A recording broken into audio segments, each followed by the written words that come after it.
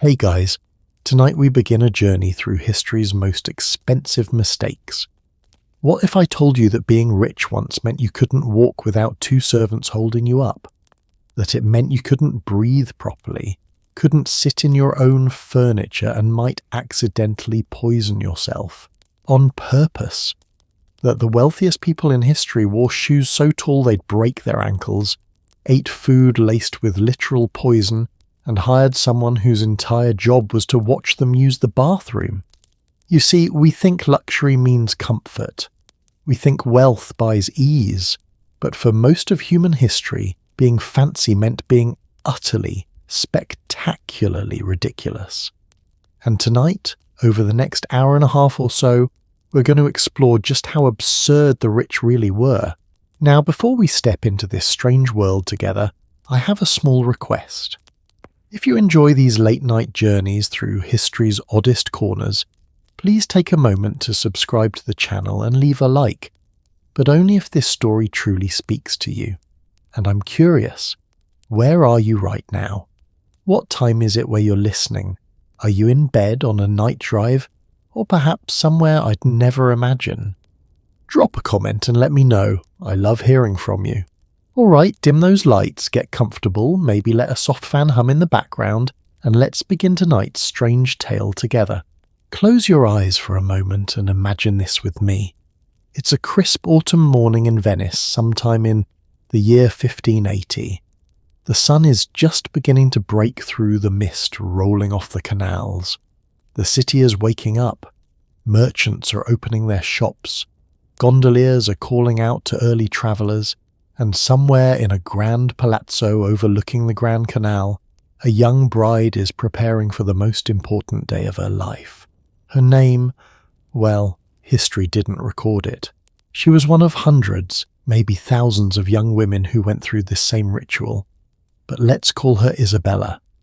Isabella is 17 years old. She comes from a wealthy merchant family, not nobility but close enough that it matters. Her father made his fortune in the silk trade, and today she's marrying into an even wealthier family. Everything must be perfect. She's been preparing for this moment for 6 months. Not preparing her vows, mind you. Not learning about her future husband or memorizing prayers. No, Isabella has spent 6 months learning how to walk. You see, Isabella is wearing chopines. If you've never heard of chopines, imagine platform shoes. Now imagine those platforms getting taller. Taller. Keep going. Now add another foot. Isabella's chopines are 20 inches tall. That's nearly 2 feet of carved wood, covered in tooled leather, decorated with metallic braid that catches the morning light. They're beautiful. They're also completely, utterly insane. To put this in perspective, 20 inches is the height of a small child. It's taller than most dogs, and Isabella is expected to walk down the aisle in these things, looking graceful, looking elegant, looking like the refined noblewoman she's about to become. She's been practicing with a dance master 3 times a week. She's fallen more times than she can count. Her ankles are covered in bruises she'll hide beneath her skirts. But today she will walk. She must. 2 servants, strong young men from her father's household, position themselves on either side of her. She places a hand on each of their shoulders. They begin to move, and Isabella sort of glides. Sort of. More accurately, she's being carried while her feet dangle uselessly 20 inches below her, scraping across the floor in what might charitably be called walking. She looks, to quote one British visitor to Venice who saw this spectacle, like a parade float being moved through the streets. But here's the thing, and this is where it gets interesting. Isabella doesn't care. Neither does anyone else at this wedding. Because in Venice in 1580, this is exactly what wealth looks like. Let me explain something to you. We think of luxury as making life easier. A nice car gets you places faster. A big house gives you more space. Modern luxury at its core is about comfort and convenience. But in the Renaissance, luxury was about something entirely different. It was about display, about performance, about showing everyone around you that you were so rich, so powerful, so important that you could afford to be completely impractical. And chopines? Chopines were the ultimate impracticality. See, there was a method to this madness. In Venice, the textile trade was everything. It was the foundation of the entire economy. Silk, velvet, brocade. These fabrics made families wealthy and kept the Republic of Venice powerful. And the way you showed off your family's wealth was through fabric. The more fabric you wore, the richer you appeared. But here's the problem. There's only so much fabric you can reasonably put on a dress before it becomes ridiculous. Unless you make yourself taller, much taller. If you're standing 20 inches higher than normal, suddenly your dress needs to be much, much longer to reach the ground. A dress that would normally take, say, 10 yards of silk now needs 15, maybe 20 yards. And that expensive Venetian velvet trimming on the hem? Well, now there's a lot more hem to trim. It was conspicuous consumption in its purest form. You were quite literally elevating yourself both metaphorically and physically above everyone else. The taller your chopines, the longer your dress, the more fabric you consumed, the wealthier you appeared. The Venetian government actually tried to stop this. In the early 1400s, they passed sumptuary laws designed to regulate luxury and prevent excessive display of wealth. They limited chopine height to 3 inches. 3 inches. That seems reasonable, doesn't it? The women of Venice completely ignored this law. By the 1570s, chopines were regularly exceeding 20 inches, with some examples in museums today measuring nearly 24 inches. The tallest known pair, housed in the Museo Corsets in Venice, stands at about 2 feet tall. To wear them would put you at the height of someone nearly 7 feet tall, and women did wear them. They wore them to weddings, to churches, to social gatherings. Now, you might be wondering, did anyone ever point out that this was, well, stupid? Oh, absolutely. Visitors to Venice were baffled. An English traveller named Thomas Coriat wrote in 1611 that Venetian women on chopines looked half flesh, half wood. Another visitor described them as stilts, and couldn't understand why elegant noble women would choose to hobble around like injured birds. But here's what's fascinating. The Venetians knew exactly what they were doing. A dancing master named Fabrizio Caruso wrote in his 1600 manual Nobilita di Dame that with proper training a woman in chopines could move with grace, sensuality and beauty. And you know what? He wasn't entirely wrong. Some women did become quite skilled at chopine walking. It became a mark of refinement, of education. If you could dance in chopines, you were truly elite. Of course, many couldn't. Records from the time mention broken ankles, nasty falls, women who couldn't attend events because they'd injured themselves in their shoes.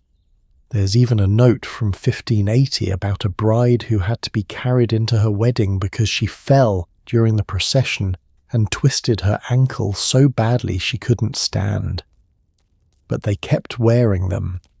For over 200 years, from the 1400s into the 1600s, chopines remained fashionable. Because that's the thing about luxury. It's not about logic. It's about what it signals to others. And chopines signaled that you were so wealthy, so important, that you didn't need to walk unassisted. You could afford servants to hold you up. You could afford dancing masters to teach you. You could afford 15 extra yards of silk for a dress. You could afford to be helpless. Now, before we move on, I want you to think about something for a moment. When I first learned about chopines, I laughed. It seemed so absurd, so ridiculous. 20-inch platform shoes? Come on. But then I started thinking about modern fashion, about 6-inch stiletto heels that podiatrists warn will damage your feet permanently, about platform shoes that came back in style in the 1990s and again in the 2020s, About that time in 2010 when Lady Gaga wore Alexander McQueen's armadillo shoes, 12-inch platforms that looked like something from a science fiction movie, and fell on stage. She still loved them, still wore them. We look at chopines and think, how could they be so foolish? But are we really any different? Let me share something with you that I find deeply, strangely poetic. In 2010, the fashion designer Alexander McQueen, the same designer who made those armadillo shoes, created a collection inspired by chopines. He'd been fascinated by them, had studied them in museums. He understood something that most people miss. Chopines weren't really about shoes. They were about the statement, about the willingness to suffer for beauty, for status, for the appearance of wealth. McQueen died in 2010, right after that collection debuted. And you know what happened to those Chopin-inspired shoes? They became some of the most valuable collector's items in fashion history. Museums display them. Fashion students study them. Because even now, even today, we're drawn to that same impulse. The desire to elevate ourselves literally and figuratively, no matter the cost. The chopines of Venice eventually fell out of fashion in the late 1600s. Not because people suddenly became more practical, mind you. Fashion just moved on. The style changed. Heels became fashionable instead, and those had their own problems, but at least you could walk in them without two people holding you up. But here's the thing, and this is what we're going to explore over the rest of tonight's journey. The impulse behind chopines never went away. That desire to show wealth through impracticality, through suffering, through absurd displays that make no logical sense.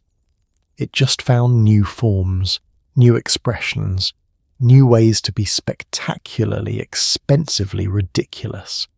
Because when you really look at history, you realize that wealth has always been a performance, and the richer you were, the more elaborate the performance became. The more you could afford to be, absurd. Isabella, our Venetian bride, probably had a wonderful wedding.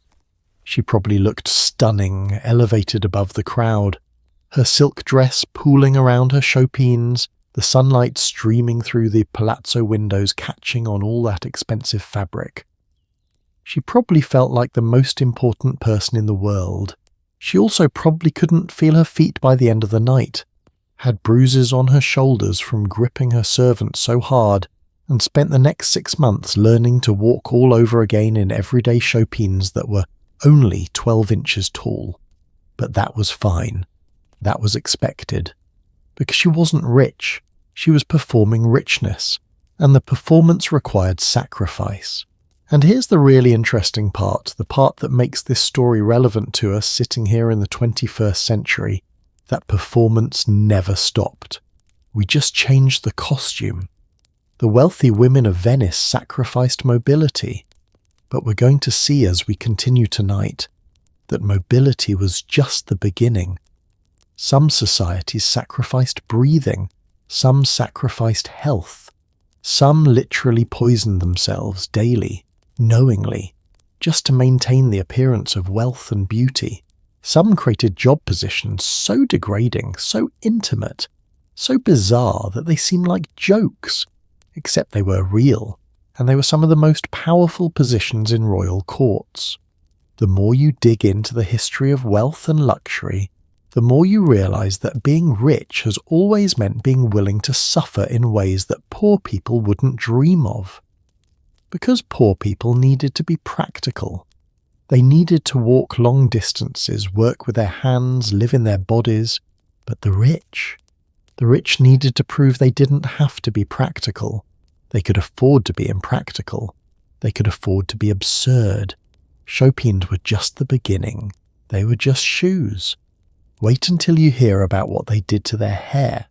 Wait until you hear about what they ate, what they wore, who they hired, and what they were willing to put on their faces and inside their bodies, all in the name of luxury. Because here's the truth that history teaches us over and over again. Luxury has never been about comfort. It's been about excess, about going beyond what's necessary, beyond what's practical, beyond what's sane, and the wealthier you were, the further beyond you could go.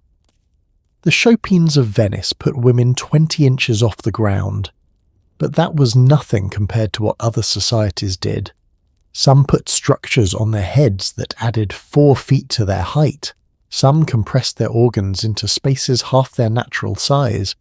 Some consumed deadly poisons daily. Some made furniture they couldn't use, ate food they couldn't digest, and created social hierarchies based on who got to help the king go to the bathroom.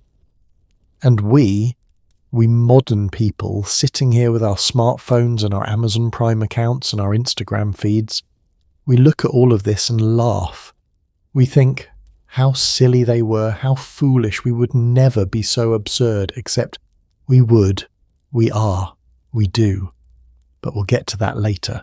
For now, just remember Isabella on her wedding day balanced precariously 20 inches above the ground, suspended between 2 servants, wrapped in 20 yards of silk, feeling simultaneously powerful and helpless, elevated and trapped, wealthy and ridiculous.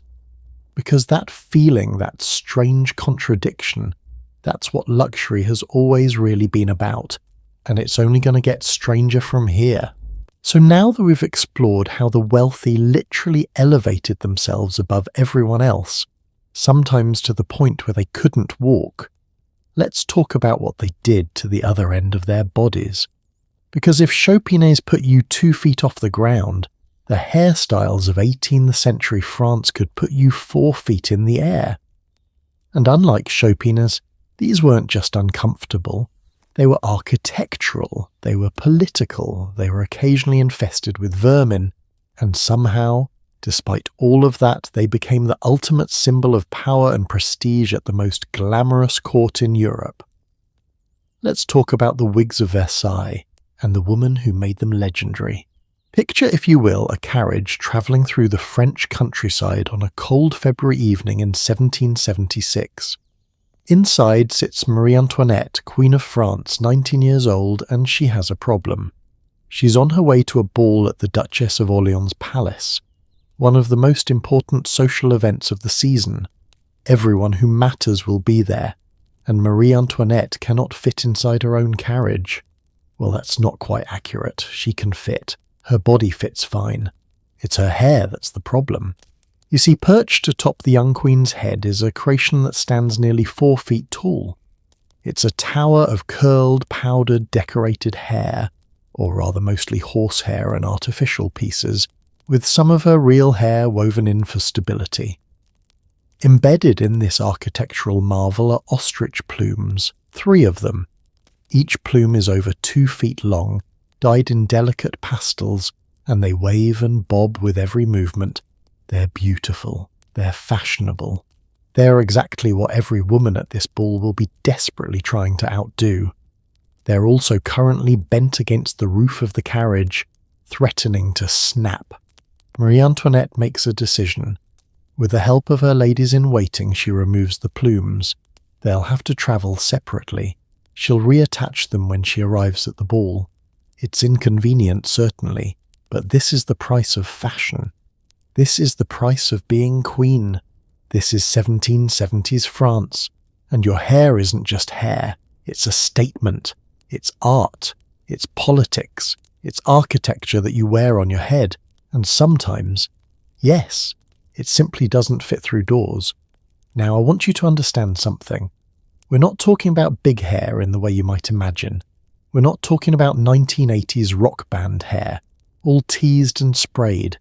We're not even talking about beehives or bouffants, though those styles would eventually be inspired by what we're discussing tonight.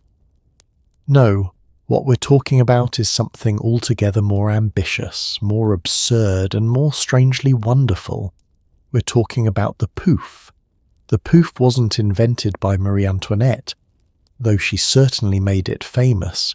It was created by a man named Leonard Autier, or Leonard Alexis Autier, depending on which historical record you trust. Leonard arrived in Paris in 1769 from Bordeaux. He was young, ambitious, unlicensed as a hairdresser, and wearing second-hand aristocratic clothes that he couldn't actually afford. Within a few years, he would become the most famous, most expensive, and most influential hairdresser in Europe. How did he do it? Well, it started with a fairy. In 1770, Leonard was desperate for work. The established Parisian hairdressers had essentially blacklisted him, this upstart from the provinces with his wild ideas and his lack of proper credentials. So he took a job backstage at a theatre. Nobody important, nobody glamorous, just doing hair for minor actresses in minor productions.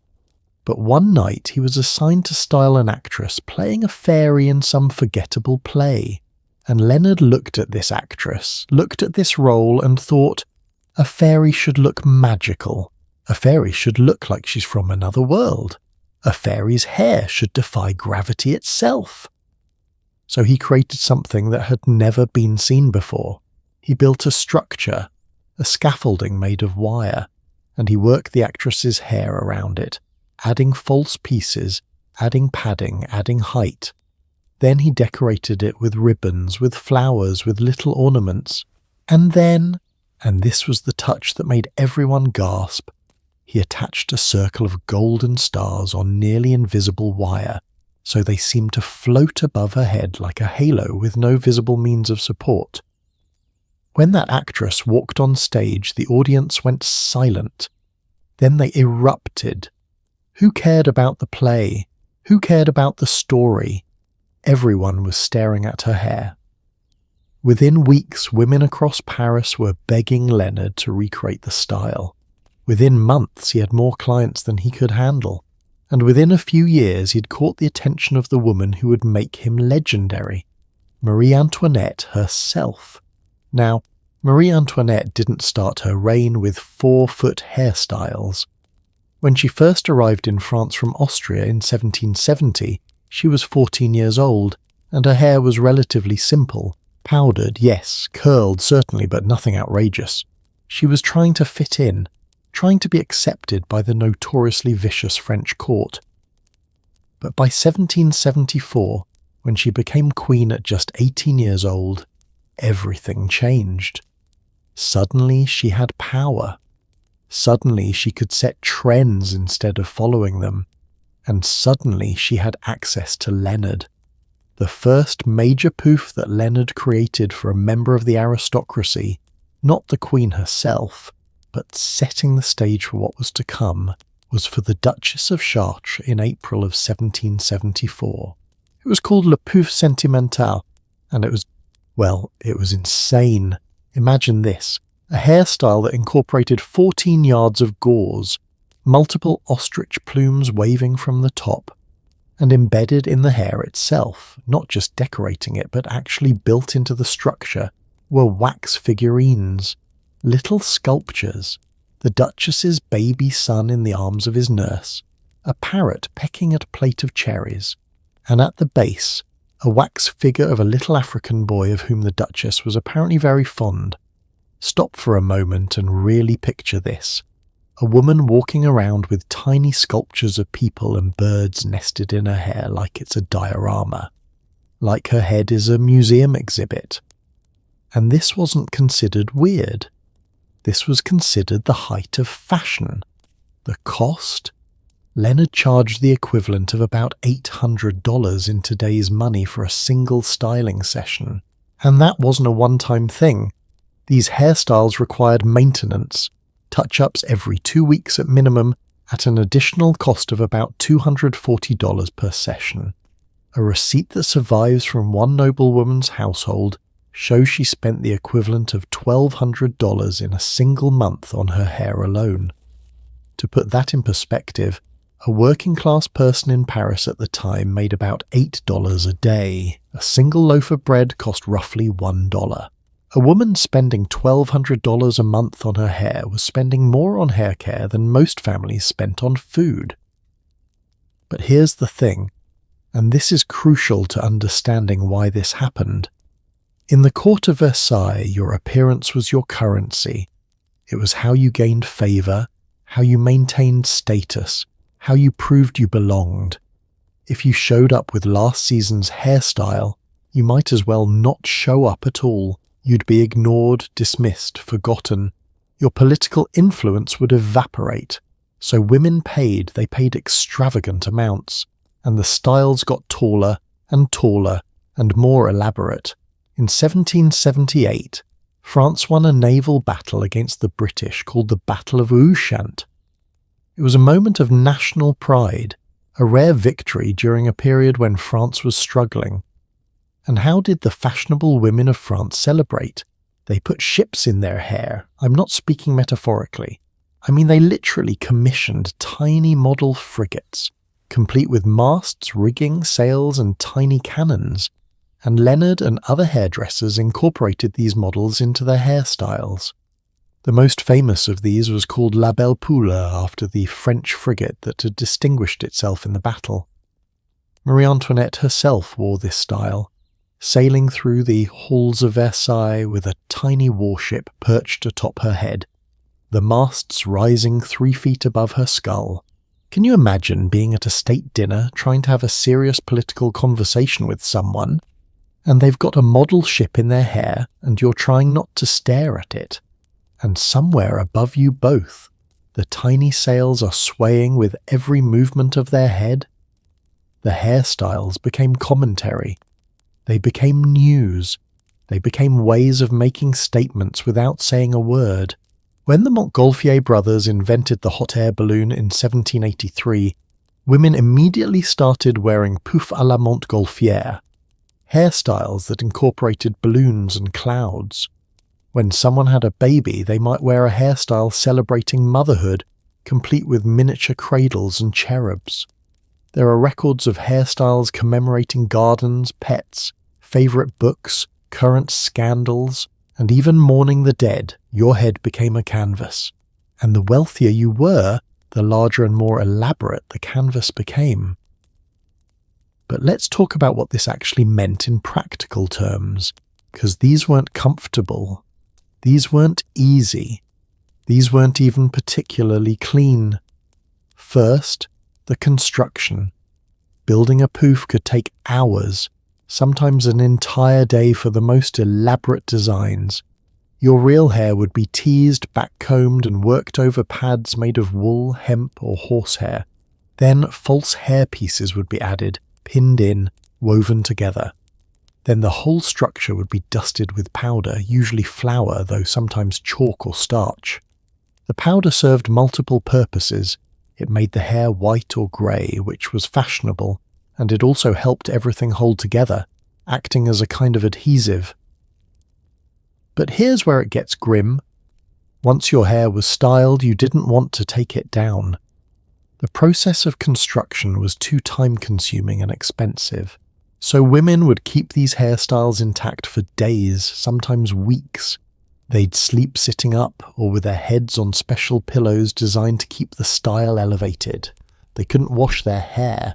Water would destroy the careful construction and ruin the powder, which means that beneath all that powder and all those decorations, things started living in there.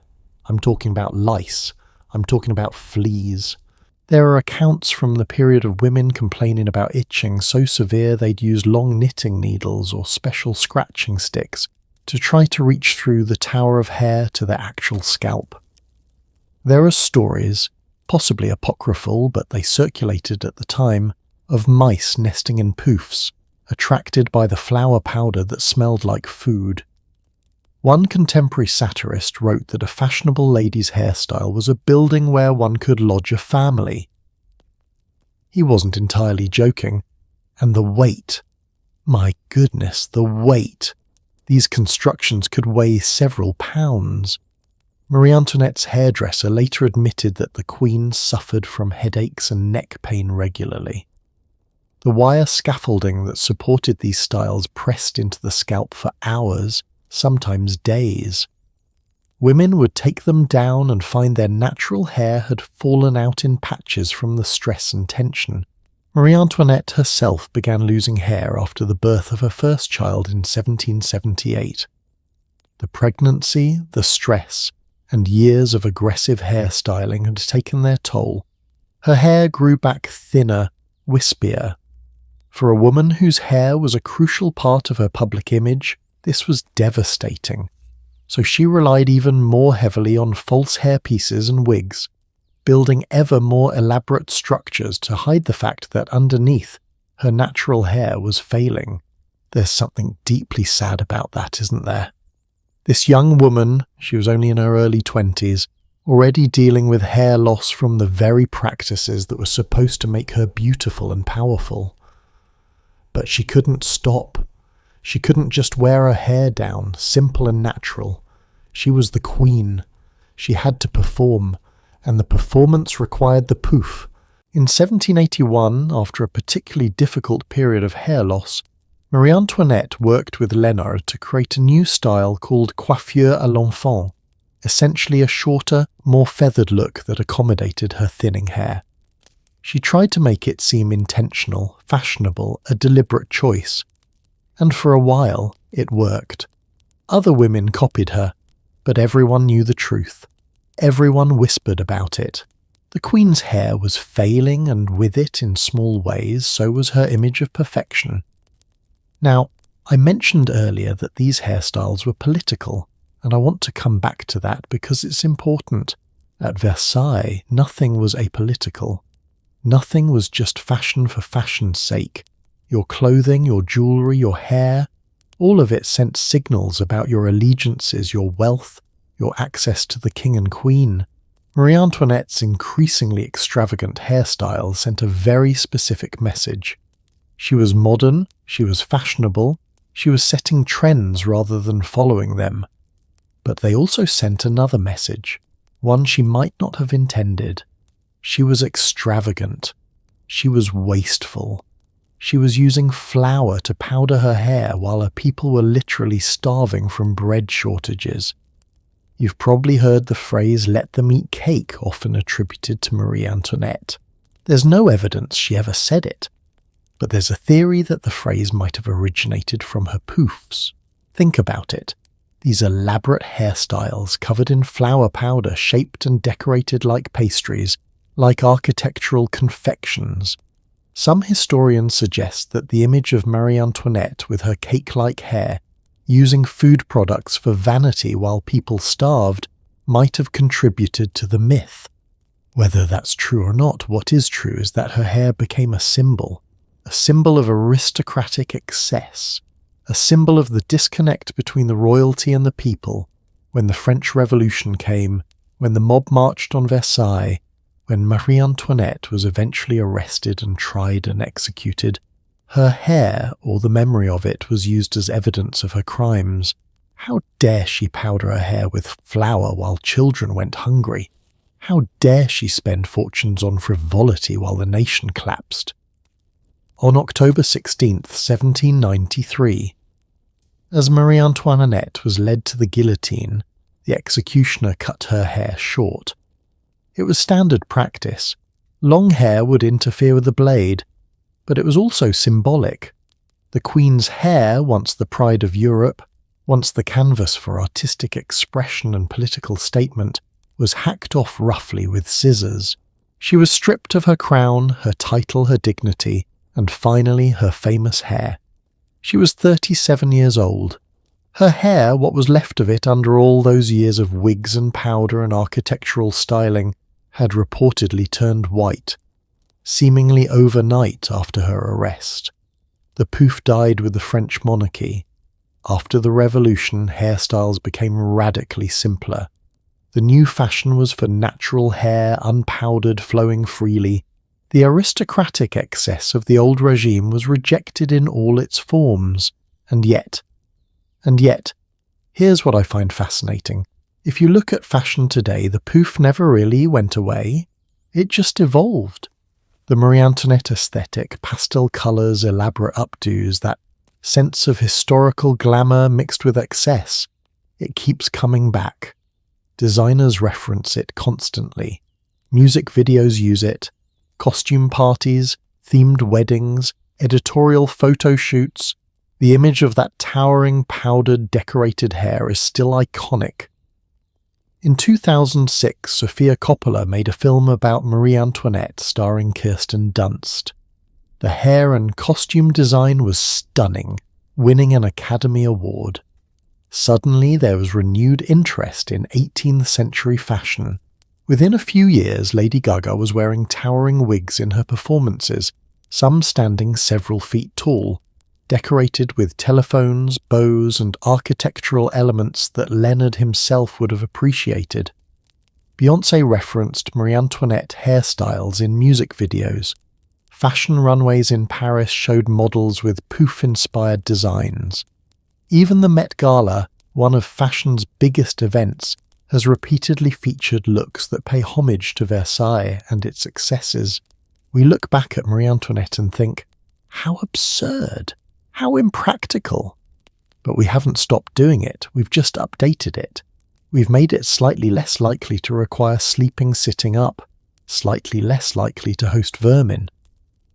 But the impulse, the desire to make hair into art, into statement, into something more than just hair, that hasn't changed at all. Do you remember those hair extension trends that sweep through every few years? The incredibly long, incredibly expensive real human hair extensions that cost thousands of dollars.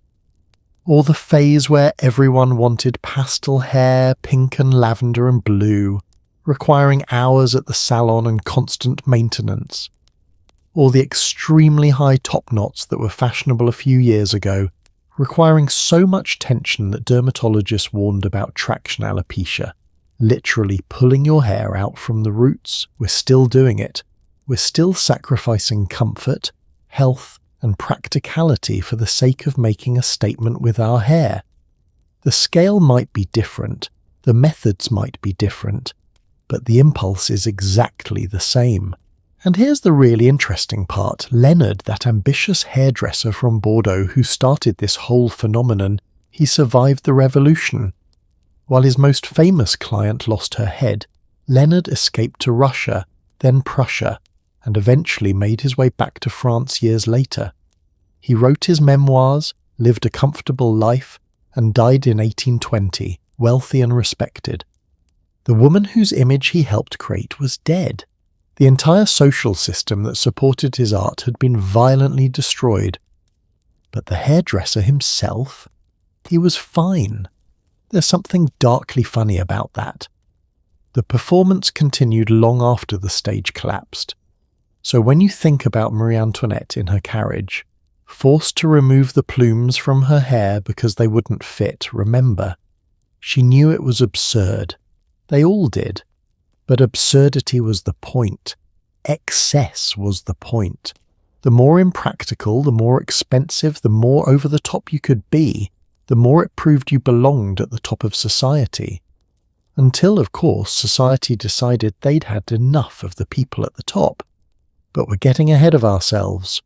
Because if you think 4-foot hairstyles full of ships and powder and possibly mice were the peak of luxury's absurdity, just wait. We've talked about what the wealthy did to their feet and their heads. Now we need to talk about what they did to their faces. And specifically, we need to talk about the lengths, the deadly, poisonous, medically catastrophic lengths that people went to achieve the perfect complexion. Because chopines could break your ankles and poofs could give you headaches, but what comes next? What comes next could actually kill you. And the truly horrifying part is, they knew. They absolutely knew, and they did it anyway. There's a photograph that survives from 1898. Well, not a photograph exactly, an advertisement. It shows a young woman with luminous pale skin gazing serenely at the viewer. Her complexion is flawless, porcelain smooth, glowing with health, and beneath her image in bold letters are the words, Dr. Campbell's Safe Arsenic Complexion Wafers. Guaranteed absolutely safe. Spoiler alert, they weren't safe. They were poison. And the woman in the advertisement, she was probably slowly dying. But here's the thing that makes this story so much darker than Chopin's or even Marie Antoinette's hair. Everyone knew. The doctors knew. The women using them knew. Even Dr. Campbell, if he existed at all, knew. Arsenic had been a well-documented poison for centuries. By the 1890s, it was common knowledge that arsenic could kill you. And yet, women bought these wafers by the thousands. They ate them daily. They recommended them to friends. They wrote glowing testimonials about how beautiful their skin had become. Because when you look at the alternative, being ordinary, being plain, being someone who would have to work outdoors, death seemed like a reasonable risk. Let me take you back a bit further to understand how we got here. To Victorian England in the 1850s, where an entire beauty philosophy was being constructed around one simple, terrible idea: paleness equals purity and purity equals worth. Think about the logic for a moment. If you had pale skin, it meant you didn't work outside. If you didn't work outside, it meant you were wealthy enough to have servants who did the outdoor work for you. If you were wealthy, you were likely educated, refined, cultured. And if you possessed all those qualities, you were morally superior. See how quickly physical appearance became moral judgment. But here's the beautiful, terrible irony. There was another reason Victorian society became obsessed with pale skin: tuberculosis. You know tuberculosis, right? Consumption, as they called it.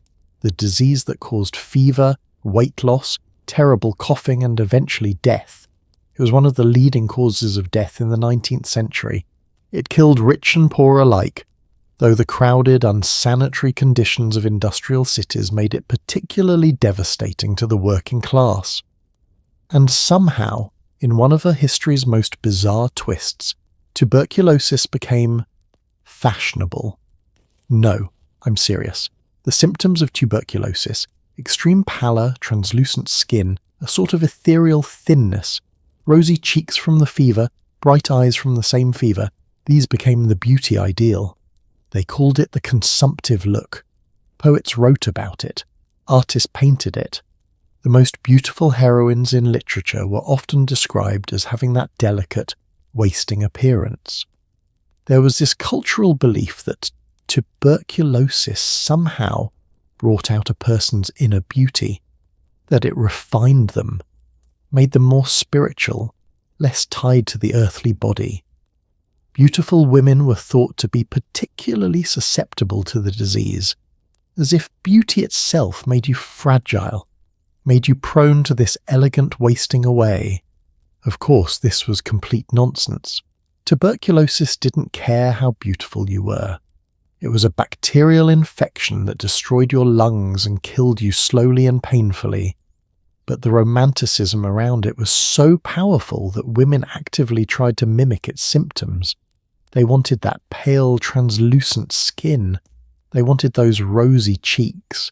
They wanted to look like they were gently, beautifully dying. Enter arsenic. Now, arsenic's use in beauty wasn't new to the Victorian era. It had been used in various forms for centuries, but in the mid-1800s it experienced a renaissance, and we can trace the moment quite precisely. In 1851, a Swiss physician named Johann Jakob von Tschudi published a report in a medical journal about a group of people in Styria, a region of Austria, who regularly ate arsenic. They called themselves toxicophagi, poison eaters, and doctor. Von Tschudi reported something fascinating. These arsenic eaters claimed the substance gave them energy, sparkling eyes, and most importantly, beautiful complexions. The report noted, of course, that long-term arsenic consumption led to an inevitable infirmity of the body, which is medical speak for it eventually kills you. But that detail got lost in the excitement. Beauty writers across Europe seized on the story. Suddenly there were tales of women in Bohemia, now part of the Czech Republic, who bathed in arsenic springs to achieve that perfect pale skin. An actress and beauty writer named Lola Montez wrote in her book The Arts of Beauty about these women, describing how the arsenic gave their skin a transparent whiteness. But Lola also included a warning, and this is the part that haunts me. Once they habituate themselves to the practice, they're obliged to keep it up the rest of their days, or death would speedily follow. Think about that. She's saying once you start, you can't stop. The arsenic becomes necessary. Your body adapts to the poison, builds up a tolerance, and if you suddenly stop taking it, the withdrawal will kill you. You become addicted to the very thing that's slowly killing you anyway. And women read this and thought, yes, but did you see how good their skin looked? So the arsenic products flooded the market. Arsenic soaps, arsenic powders, arsenic creams, and most popular of all, arsenic wafers. Little edible tablets that you could take daily like vitamins, except instead of vitamins, it was literally rat poison. Dr. Campbell's safe arsenic complexioned wafers were just one brand among many. You could order them from the Sears and Roebuck catalogue, along with your farming equipment and kitchen supplies. They promised to remove pimples, blackheads, and other blemishes. They promised to give you that coveted pale, smooth complexion. They promised beauty in a convenient, easy-to-take form. What they actually delivered was a slow, agonizing poisoning. Let me tell you what arsenic does to the human body, because this is important. In small doses, very small doses, arsenic can be tolerated. Your body can process it and expel most of it. And during that process, it does do something to your skin. It kills red blood cells. And when you kill red blood cells, you reduce the blood flow near the surface of your skin, which makes you look paler. It also causes your capillaries to dilate slightly, which can give a sort of rosy glow to your cheeks. So technically, yes, arsenic did what it promised. It did make you look like you had a beautiful, pale, consumptive complexion. It also, with continued use, caused hair loss, nerve damage, kidney failure, terrible growths on the skin called arsenical keratoses, abdominal pain, vomiting, and eventually death. But here's the truly insidious part. It was addictive. Not psychologically addictive in the way we usually think about addiction, but your body would build up a tolerance. You'd need more and more to see the same effects. And if you stopped suddenly after your body had adapted to having arsenic in it constantly, the sudden absence would throw your system into shock. Women would start with 1 wafer a day, then 2, then 3. Their skin would look better and better. People would compliment them. They'd feel beautiful, desirable, successful, and then their hair would start thinning. Their gums would bleed. They'd develop a persistent cough, strange rashes, numbness in their extremities. But if they stopped, they'd look terrible. Their skin would break out worse than ever. They'd feel sick, so they'd start again, and the cycle would continue until either they managed to slowly wean themselves off, a process that could take months, or until the arsenic did what arsenic does. There are death records from this era. Young women, aged 20, 25, 30, dying of mysterious illness or consumption, when really they'd poisoned themselves in the pursuit of beauty. And often the families didn't even know. The girl had just been trying to look nice. She'd been using products that were legally sold that claimed to be safe. How could they have known? Except people did know. Doctors wrote articles warning against arsenic cosmetics. Medical journals published case studies of arsenic poisoning. By the 1870s and 1880s, the dangers were well documented and publicly discussed, and women kept using it anyway. There's a column that ran in Harper's Bazaar during this era called The Ugly Girl Papers, or Hints for the Toilet. That title alone tells you so much about the pressure women were under. If you weren't beautiful, you were ugly. And if you were ugly, you needed help. Hints, tips, products. The author, writing under the name Mrs. S.D. Powers, recommended all sorts of preparations. Washing your face with ammonia, yes, ammonia the cleaning product, every morning. Coating your face with opium overnight. Using mercury to restore lost eyelashes, mercury, which is, let's be clear, also extremely poisonous. But the beauty advice that haunts me most is this. She recommended a compress made with taraxacum, which she describes as acting like a mild but imperceptible blister and leaves a new skin soft as an infant's. An imperceptible blister. Think about that phrase. She's recommending something that will chemically burn away the top layer of your skin, a 19th century chemical peel, and calling it imperceptible, as if the pain doesn't count as long as the results are good. Now, you might be wondering, didn't anyone try to stop this? Didn't government step in? Well, eventually, yes. By the early 1900s, regulations began to appear. The Pure Food and Drug Act of 1906 in the United States started requiring more honest labelling.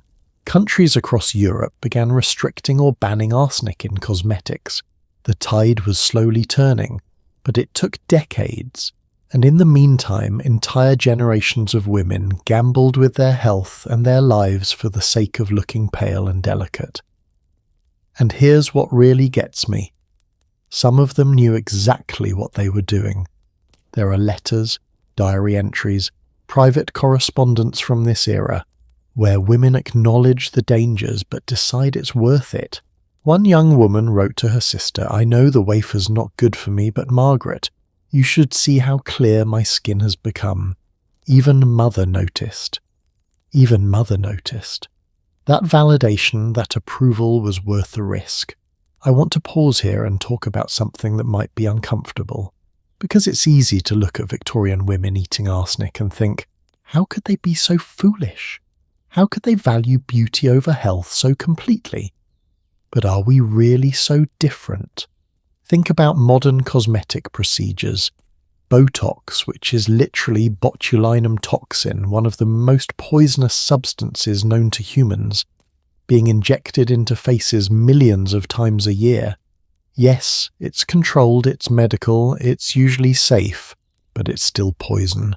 We're still voluntarily putting poison in our bodies for beauty.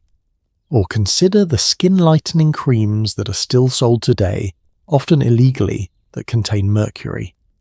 In 2010, a woman in California was hospitalized with kidney failure after using mercury-based skin-lightening cream for less than a year.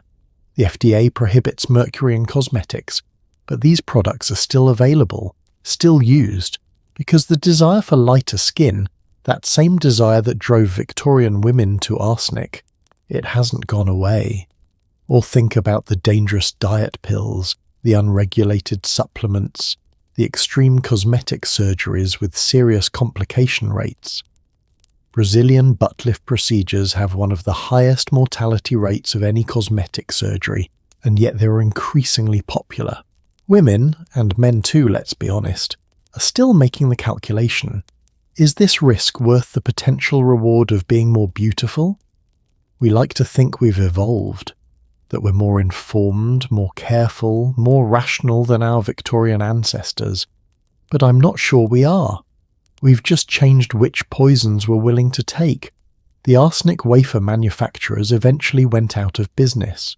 Not because people stopped wanting pale skin, that would take much longer to change, but because the regulations caught up, and because alternatives became available. Safer alternatives. Face powder made from rice flour or talc instead of lead. Creams made from zinc oxide instead of arsenic. And slowly, very slowly, the beauty ideal began to shift. By the 1920s, tan skin was starting to become fashionable, associated with leisure time spent at beaches and resorts. Coco Chanel is often credited with this shift, though like most fashion changes, it wasn't one person but a cultural movement. Pale skin was still valued, but the obsession with that consumptive, deathly pallor began to fade. Tuberculosis stopped being romantic once it could actually be treated. Once antibiotics made it survivable, suddenly the consumptive look lost its appeal. Funny how that works. As long as it was a tragic, inevitable death, it could be romanticized. But once it became just another treatable illness, the beauty faded. Dr. Campbell's safe arsenic complexion wafers disappeared from the market. The advertisements stopped running. the testimonials ceased. And eventually most people forgot they'd ever existed. But here's the thing about forgotten history. It has a way of repeating itself. Because the impulse that drove women to eat arsenic, the desperate desire to meet a beauty standard, to be seen as valuable, to be worth looking at, that impulse hasn't gone anywhere. It just finds new expressions, new products, new risks to take, and sometimes, late at night, I think about that woman in the 1898 advertisement, the one with the perfect pale, glowing skin. I wonder what happened to her. I wonder if she was a real customer or just a model. I wonder if she believed the product was safe, or if she knew, somewhere deep down, that beauty this perfect had to come at a cost. I wonder if she thought it was worth it. The Victorians poisoned themselves for pale skin. They knew it was dangerous. They did it anyway, because the alternative, being plain, being ordinary, being invisible, seemed worse than death. And the truly terrifying thing is, I'm not sure we've learned anything from their mistake. We've just gotten better at lying to ourselves about the risks. So we've seen what the wealthy did to their bodies, crippling their feet, crushing their hair beneath the weight of architecture, poisoning themselves from the inside out. But there's another kind of luxury we haven't talked about yet. Another kind of absurdity that doesn't hurt the person directly, but reveals something even stranger about how power works. Because so far, everything we've discussed has been about appearance, about looking wealthy. But what about the invisible moments? What about the private, intimate, utterly unheroic parts of being human, the parts that everyone has to deal with, no matter how rich or powerful they are? What happens when even something as basic as going to the bathroom becomes an opportunity to display status and create hierarchy? Let me introduce you to one of the strangest, most powerful positions in the history of European monarchy, a position so intimate, so seemingly degrading that when you first hear about it you'll think I'm joking. But I promise you this is real, and what's more, the men who held this position weren't servants scraping by. They were some of the most feared and influential people in the entire royal court. Let's talk about the man who helped the king go to the bathroom, and how that somehow made him more powerful than almost anyone else in the kingdom. Imagine you're a young nobleman in England, around the year 1510. You're well educated, from a good family, connected to all the right people. You have ambitions. You want power, influence, a position close to the throne, and one day you receive the most extraordinary news. King Henry VIII himself has selected you for a position in his private household. This is it. This is your moment. Your father pulls you aside to tell you exactly what this position entails. And as he explains, your face goes through a remarkable journey from excitement to confusion to dawning horror to, well, to a kind of resigned calculation, because the job you've just been offered, the job that will make you one of the most powerful men in England, involves watching the king defecate. Actually, that's not quite accurate. It involves much more than watching. You'll be responsible for the king's portable toilet, a velvet-covered chair called a close stool with a pewter chamber pot underneath. You'll carry it wherever he goes. You'll help him undress for the occasion. You'll supply water, towels, and a basin for washing. You'll monitor his bowel movements and report to the royal physician about the colour, consistency, and frequency of the king's excretions. You'll keep detailed notes. Some days you'll write things like, "The king experienced a very fair siege after he has taken laxatives." And yes, there's a chance, though historians still debate this, that you might have to actually clean the royal posterior. This is the job. This is your path to power. Do you take it? If you're smart and ambitious, you absolutely do. Because the position I'm describing, officially titled Groom of the King's Close Stool, was one of the most coveted, most influential, and most politically powerful positions in the entire Tudor court. Let me explain how we got here. how attending to the king's bathroom needs became a gateway to controlling national policy. Because this story reveals something profound about how power actually works. The position was created around 1495 during the reign of Henry VII. Before this, kings had servants who helped with various personal needs, but there wasn't a specific dedicated position for this particular function. Henry VII changed that when he created the Privy Chamber, a series of private rooms where the king could retreat from the constant public performance of being king. Think about it. Being a medieval or Renaissance monarch meant living almost entirely in public. You ate in public, you got dressed in public. You held audiences, conducted business, made decisions, all with dozens, sometimes hundreds of people watching.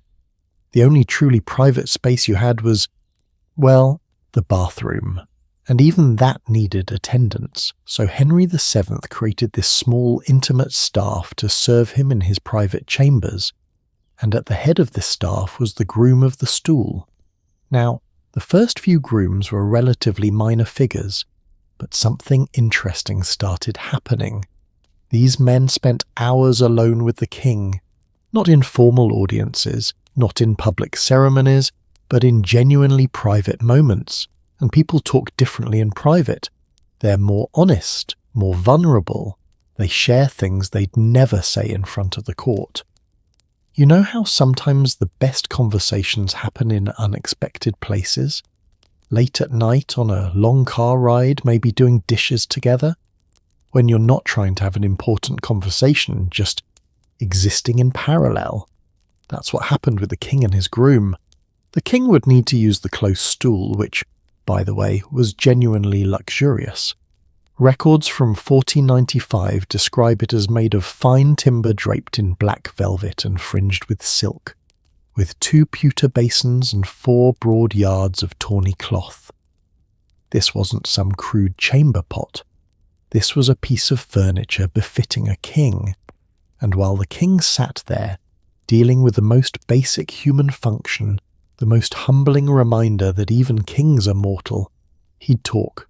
He'd complain about courtiers. He'd share his fears about foreign policy. He'd gossip about his wife, his mistresses, his children. He'd ask advice. And the groom, because he was there, because he was trusted, because he knew things no one else knew. The groom became powerful. By the time Henry VIII took the throne in 1509, the position had evolved into something remarkable. Henry VIII's first groom of the stool was a man named William Compton. William was granted lands, offices and revenues that brought him an income of about £2,000 a year, equivalent to the income of a leading nobleman or wealthy bishop. That's just from the salary and perks of the position. But the real power wasn't in the official salary, it was in access. See, the groom of the stool lived in the Privy Chamber. He was with the king constantly, morning, noon and night. He controlled who else got access to the king's private spaces. He managed the king's personal expense account, which during Henry VIII's reign spent thousands of pounds annually on clothes, jewels, gambling debts, sports equipment and small gifts for people the king met. If you wanted the king's ear, you went through the groom. If you wanted a favour, you petitioned the groom. If you wanted to know the king's true mood on a subject before presenting it formally, you asked the groom. The groom became, effectively, the king's chief of staff, his personal secretary, his most trusted advisor, all rolled into one. And yes, he also helped the king use the bathroom.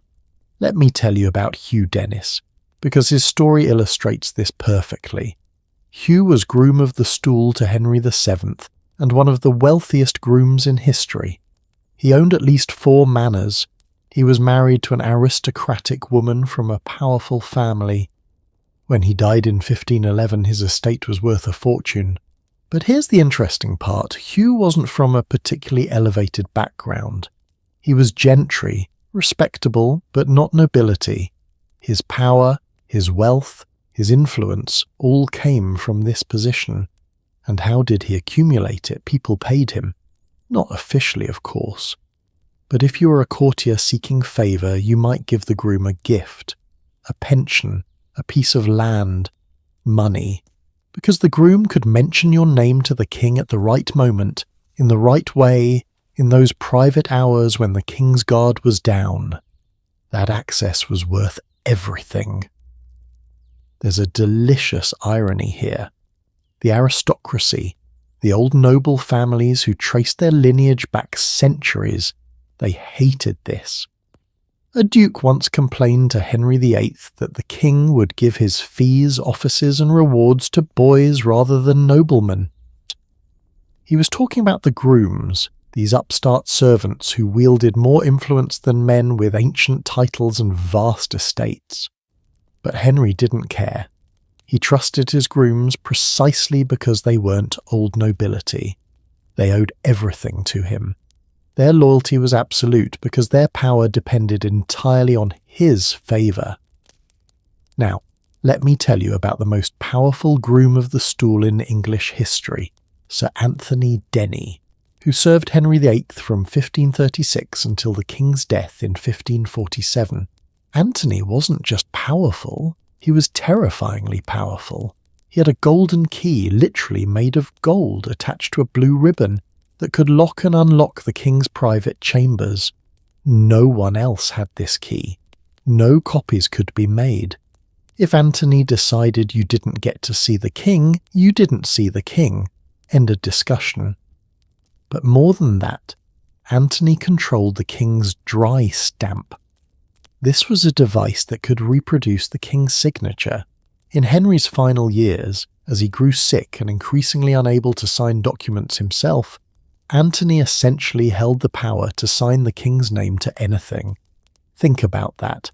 A commoner, well, a knight, but still, could authorize laws, treaties, executions, all in the king's name. During Henry VIII's final illness in 1547, as the king lay dying, Anthony was one of only a handful of people allowed in the room. He knew state secrets that cabinet ministers didn't know.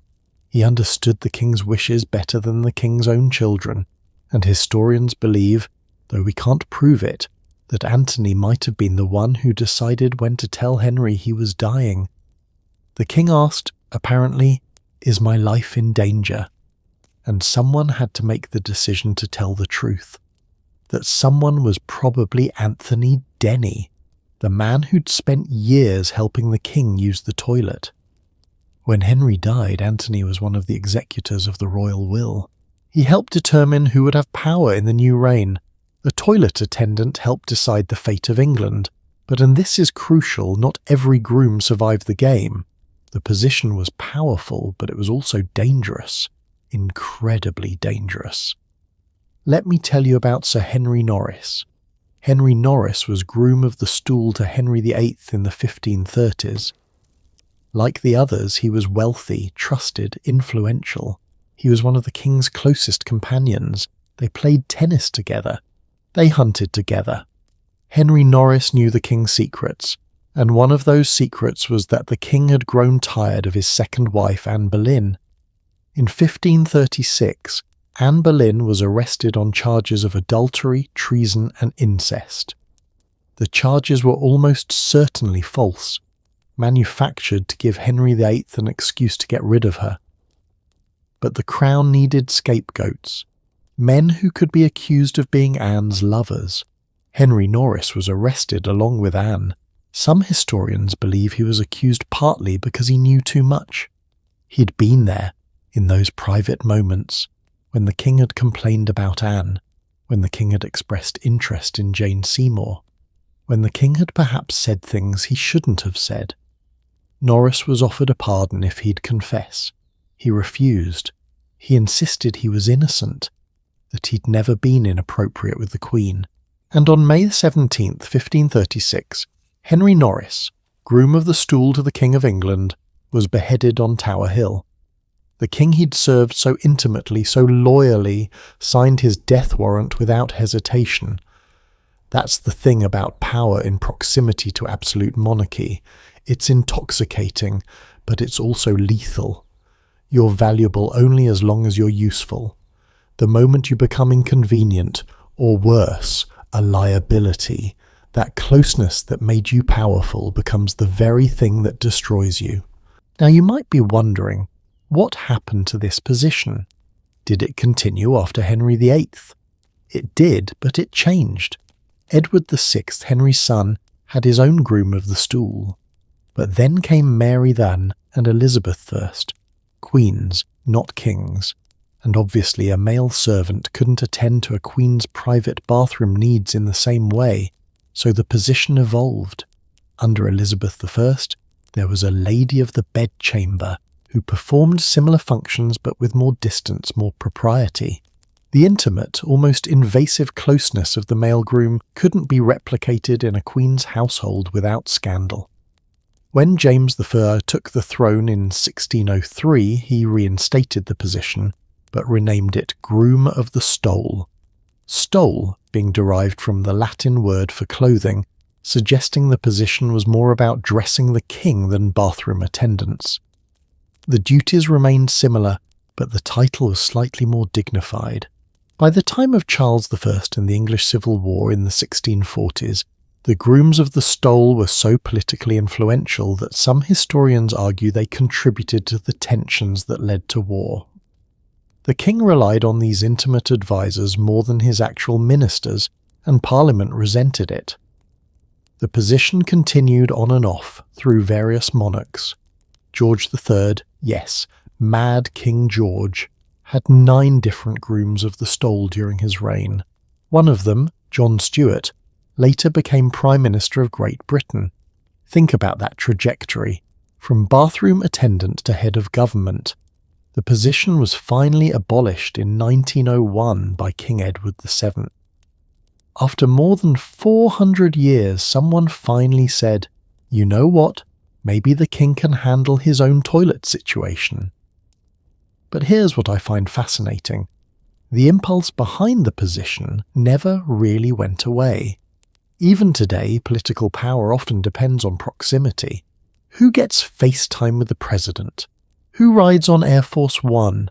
Who gets invited to the private dinners, the golf games, the casual moments when real decisions get made? We don't call them grooms of the stool anymore. We call them chiefs of staff, personal assistants, senior advisors. But the dynamic is the same. Access equals power, and the person who controls access, who decides who gets in the room, becomes more powerful than people with more impressive titles. There's something deeply human about this.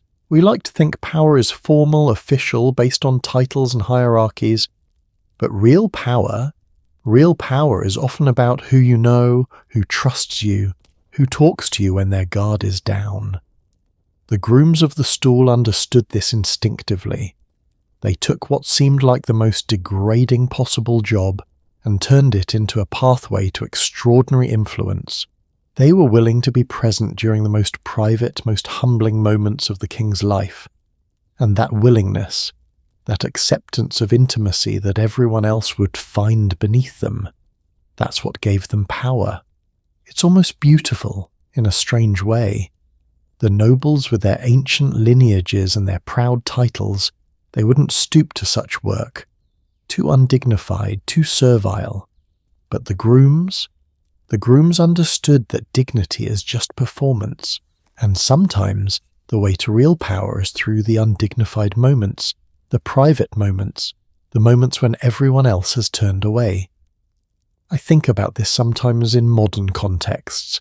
The personal assistant who knows all the passwords, the driver who overhears all the phone calls, the housekeeper who sees what's really going on behind closed doors.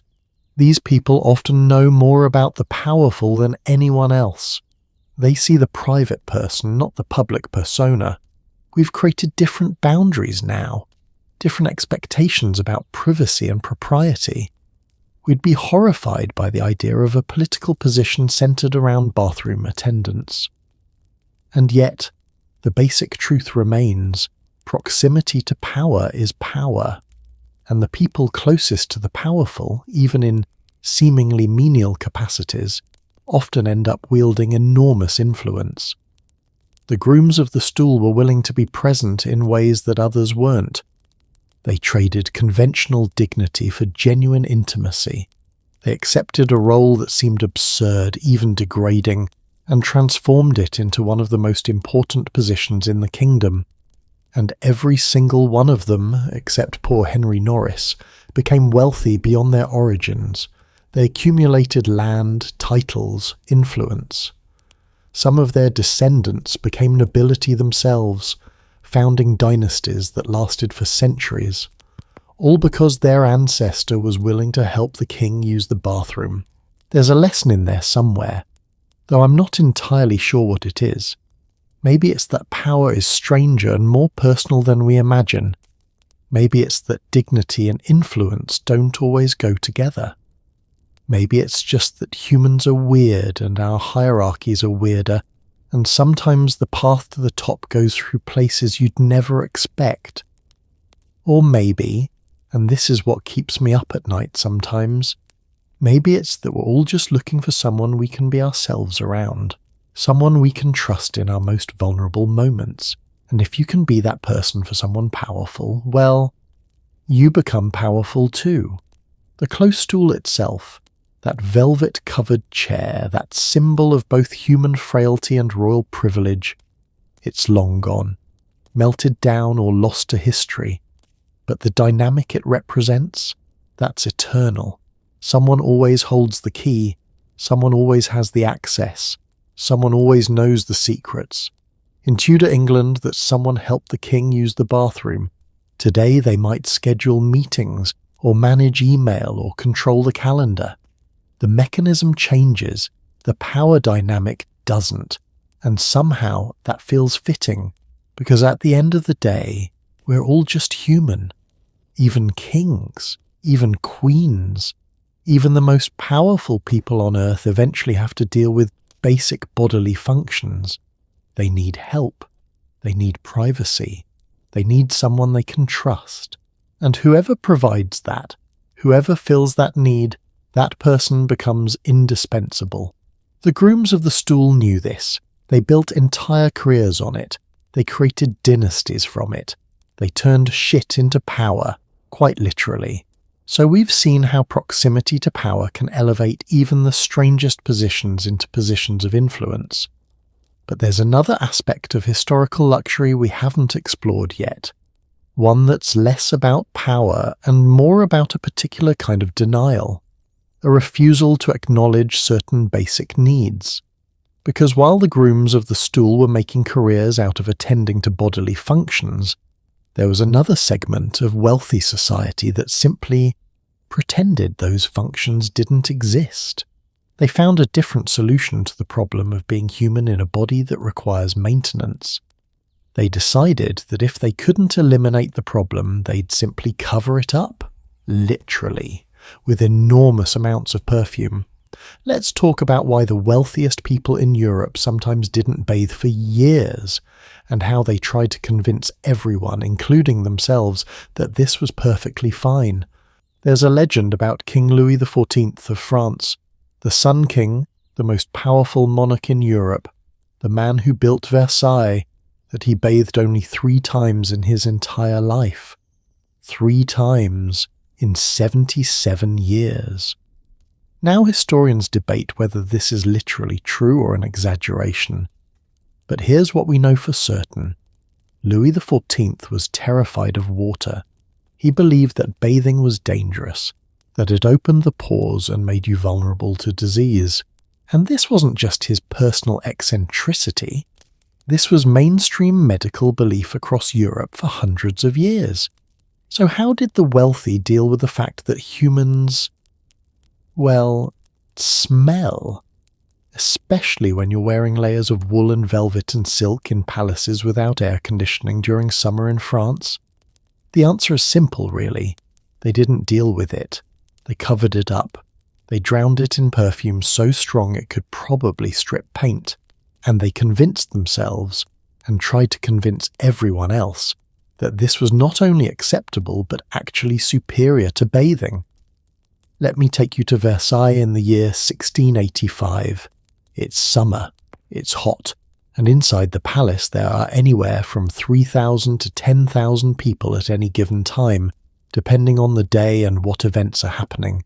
Nobles, servants, courtiers, guards, petitioners, visitors, all crammed into a building that, magnificent as it is, has almost no plumbing. Actually, let me be more specific.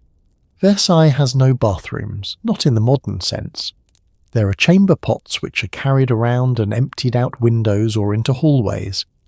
There are a few guard robes, essentially holes in the wall that drop waste into the moat below. And there's the famous Hall of Mirrors, where nobles would sometimes relieve themselves in the corners behind the curtains during long ceremonies. Yes, you read that correctly. In the corners, the Hall of Mirrors at Versailles. A visitor to Versailles in the late 1600s wrote in his diary that the palace hallways were unbearable in summer because of the smell of urine and feces that was everywhere. Another visitor described having to hold a perfumed handkerchief to his nose just to walk through certain corridors. This was the most glamorous court in Europe. This was the palace that other monarchs envied and tried to imitate, and it smelled like an open sewer. But the lack of bathrooms was only part of the problem. The bigger issue was that people didn't bathe, and they didn't bathe because they genuinely believed it was harmful. The medical theory of the time was based on miasma, the idea that disease was carried through bad air, through odours and vapours. But there was a related belief that your skin was a barrier, and that barrier was maintained by the natural oils your body produced. If you bathed, especially in hot water, you'd open your pores, wash away those protective oils, and make yourself vulnerable to disease entering your body. So bathing, especially full-body bathing in hot water, was considered dangerous. It was something sick people did for medical treatment, not something healthy people did for hygiene, and certainly not something sophisticated, wealthy people did regularly. There were exceptions, of course. Cold water was considered safer because it didn't open the pores as much. Some people would occasionally wash their face and hands in cold water, but a full bath with hot water fully immersed? That was rare, that was risky, that was honestly kind of vulgar. Queen Elizabeth I of England was considered unusually fastidious because she bathed once a month whether she needed it or not. That was the joke people made. Once a month was considered excessive cleanliness.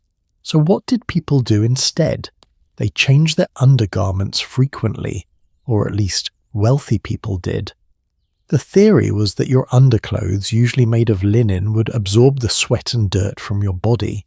So if you changed your shift or your chemise daily, you were essentially cleaning yourself without the dangerous practice of bathing. This is why wealthy people owned dozens of linen undergarments but might go months without washing their actual bodies. And then there was perfume. Oh, the perfume. Perfume in the 17th and 18th centuries wasn't what we think of today. A light, pleasant scent you dab on pulse points. No, this was industrial-strength odour coverage. This was olfactory warfare. Perfumes were thick, heavy, overwhelming. They needed to be because they were fighting against some serious competition. The most popular perfumes of the era were made from animal products. Musk from the glands of musk deer, ambergris from the digestive system of sperm whales. Yes, essentially whale vomit. Civet from the anal glands of civet cats. These weren't delicate floral scents. These were deep, powerful, almost aggressive smells, and people applied them liberally, not just to their bodies, but to their clothes, their wigs, their gloves, their handkerchiefs. Everything was perfumed. You could probably smell a wealthy person coming from 50 feet away.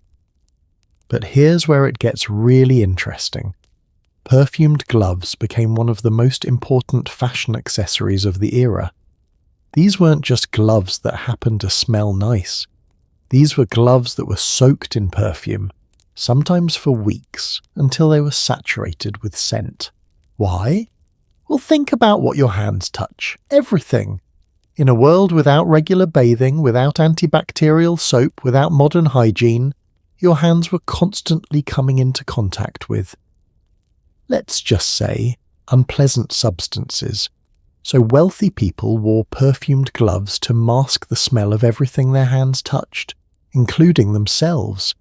There's a whole industry that grew up around this. Glove makers who specialized in perfuming, perfumers who specialized in glove-appropriate scents. It was a luxury good that signaled wealth. You could afford gloves, you could afford to have them professionally perfumed, and you could afford to wear them all the time even though they made your hands sweaty, which rather defeated the purpose, but that's beside the point. And the scents themselves became a form of communication. Certain perfumes were associated with certain social classes. Others were considered more appropriate for certain occasions. You wouldn't wear the same perfume to a funeral that you'd wear to a ball. The language of perfume was as complex as the language of fashion. Now, you might be thinking, surely people noticed that they smelled bad. Surely they were bothered by their own odour? Here's the thing, humans adapt to smells incredibly quickly. It's called olfactory adaptation. If you're constantly exposed to an odour, your brain stops registering it. People who work in perfume factories, for instance, often can't smell the perfumes after a while because they're so used to them. So if everyone around you smells roughly the same, and you've smelled like that your entire life, you probably don't notice it. You're adapted. It's just how people smell. What you do notice is when someone smells different, and in this context, different often meant clean. If someone had recently bathed, they might actually smell noticeably different in a way that was unsettling, too clean, too bare, like something was wrong. There's a fascinating account from a French courtier who visited a Turkish bathhouse in the late 1600s.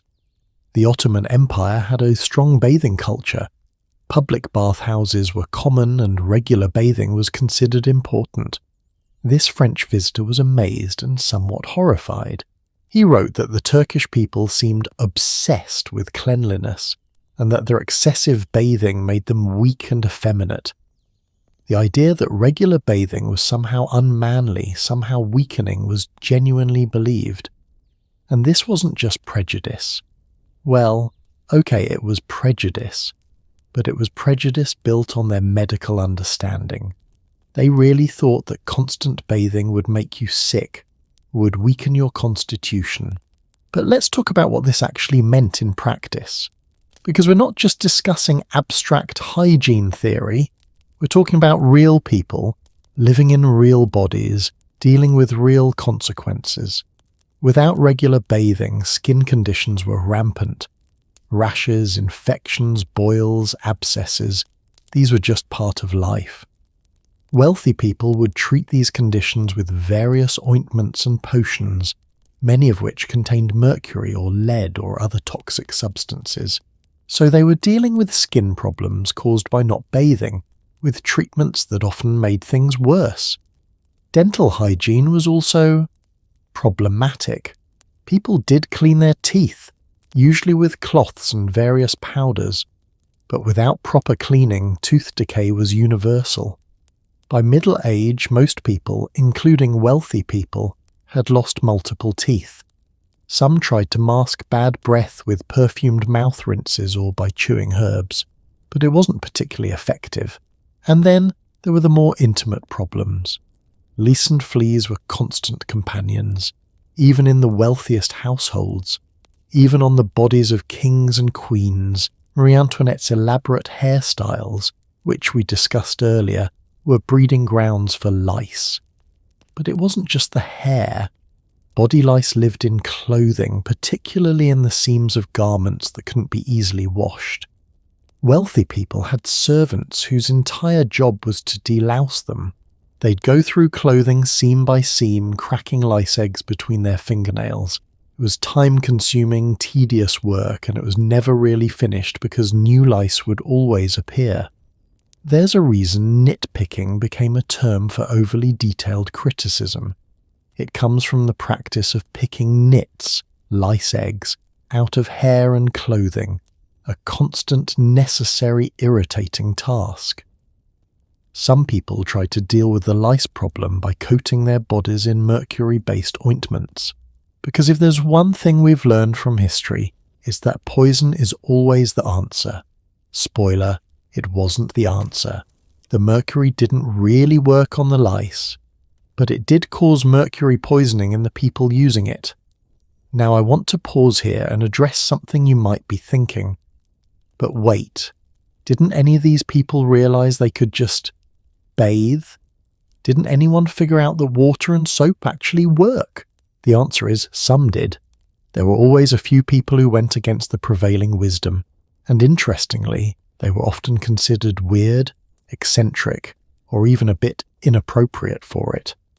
King Henry IV of France, who ruled in the early 1600s, was known for having a particular body odour that some historians have speculated was especially strong. His mistress, Gabrielle d'Estrées, famously sent him a message once asking him not to bathe for several days before visiting her because she loved his natural scent. Whether this was genuine or just romantic flattery, we can't know. But the fact that she had to ask him not to bathe suggests that he bathed more regularly than was typical. And there were regional variations. In some parts of Europe, particularly in Germanic regions and Scandinavia, public bathhouses remained popular much longer than in France or England.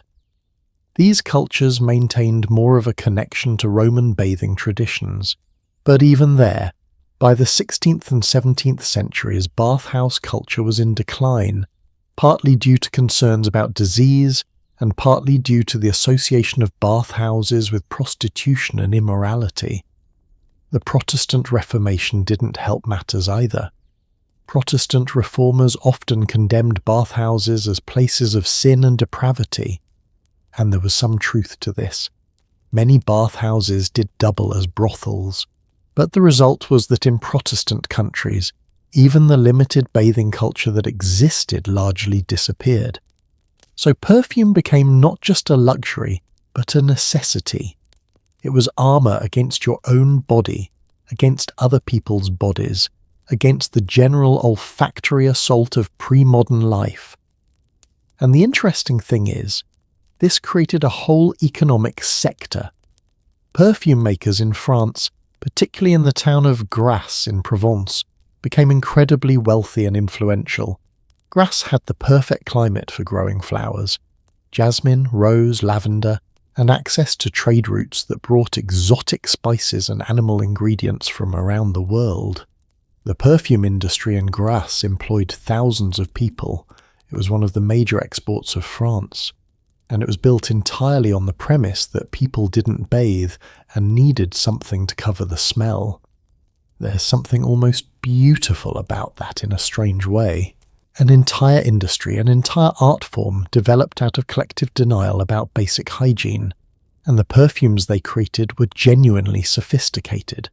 These weren't just single-note scents, they were complex compositions with top notes, middle notes, base notes, the same structure we still use in perfumery today.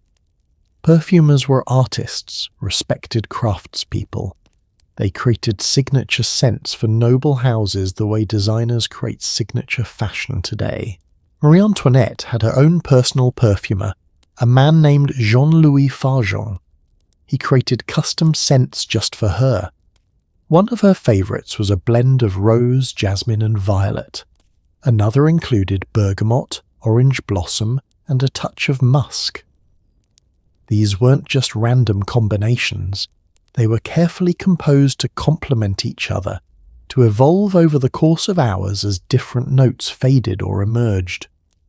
Fargeon kept detailed records of his formulas, and some of them survive.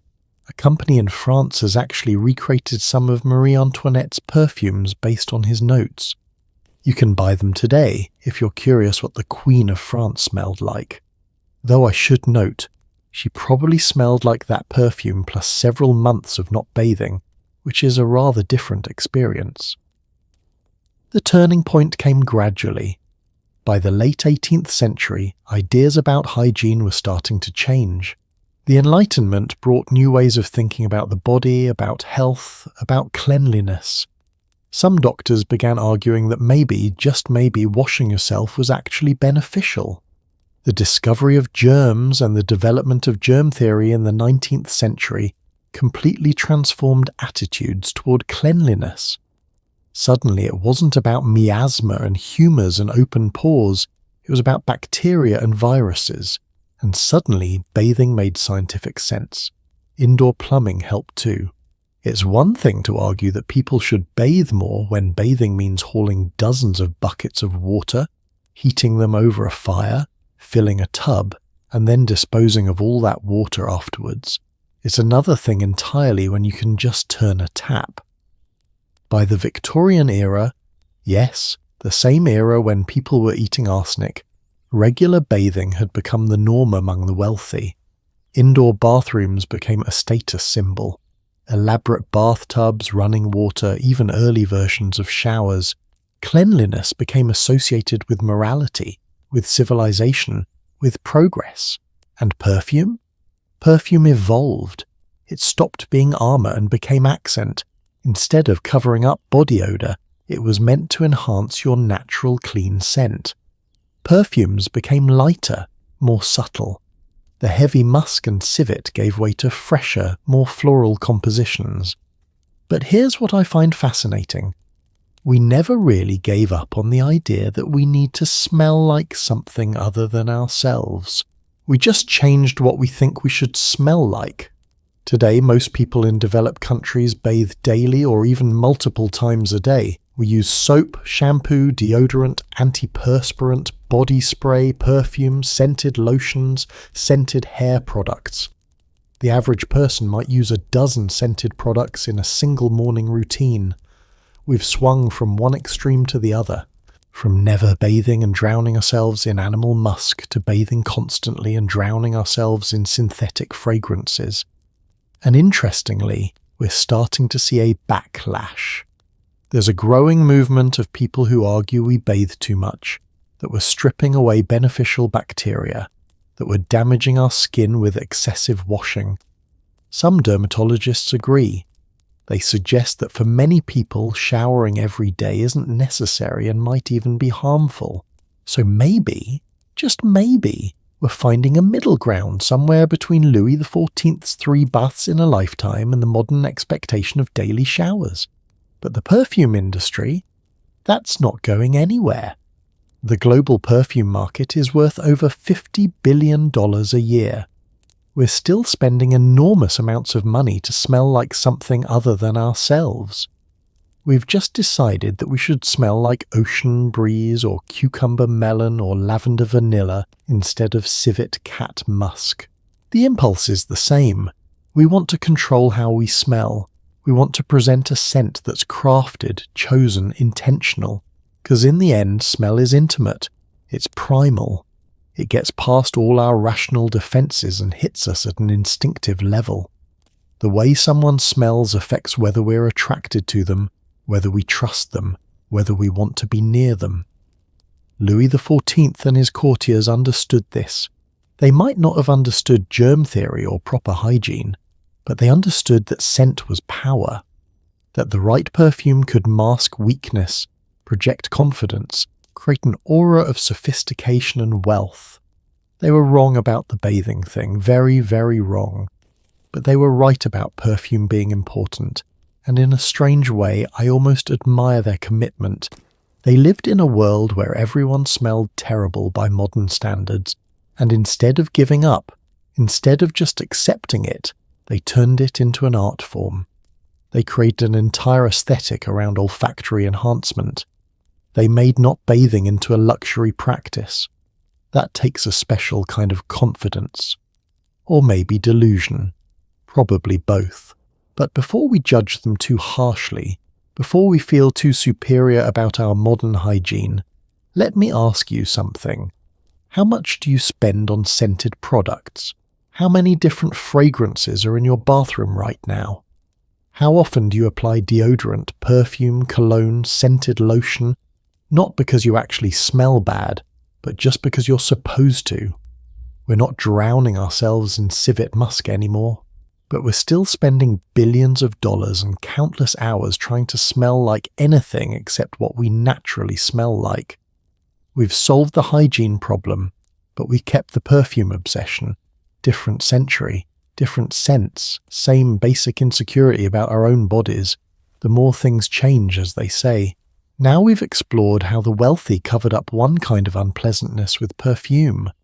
But there was another area where luxury and absurdity intersected in ways that might surprise you.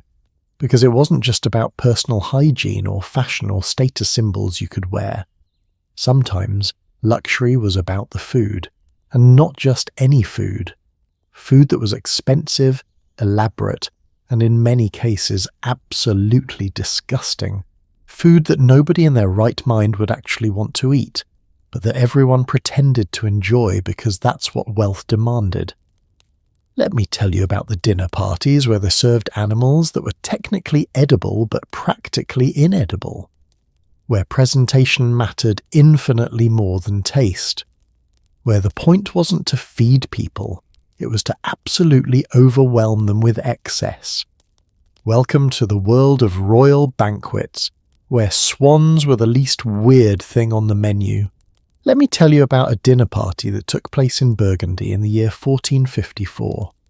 It was called the Feast of the Pheasant, and it was one of the most extravagant banquets in recorded history. The Duke of Burgundy, Philip the Good, was hosting nobles from across Europe, and he wanted to make an impression. He wanted to demonstrate his wealth, his power, his sophistication. So what did they serve? Well, there was a pie, but not just any pie. This pie was enormous, the size of a small table, and when it was cut open, 28 musicians emerged from inside playing instruments. Live musicians, hidden inside a pastry, playing a concert from within their edible prison. There was a giant model of a church with bells that actually rang, carried in by a live elephant. There was a moving mechanical lion that roared. There were acrobats performing between courses, and at the centre of the banquet table there was a roasted peacock, its feathers carefully preserved and reattached after cooking, positioned to look as if it was still alive, with brandy-soaked cotton in its beak set on fire so it appeared to be breathing flames. The meal itself consisted of 48 courses served over several hours, and here's the important part. Most of it tasted absolutely terrible. But that wasn't the point. The point was never about taste. The point was spectacle. The point was power. The point was proving that you could afford to do something this absurd, this excessive, this completely unnecessary.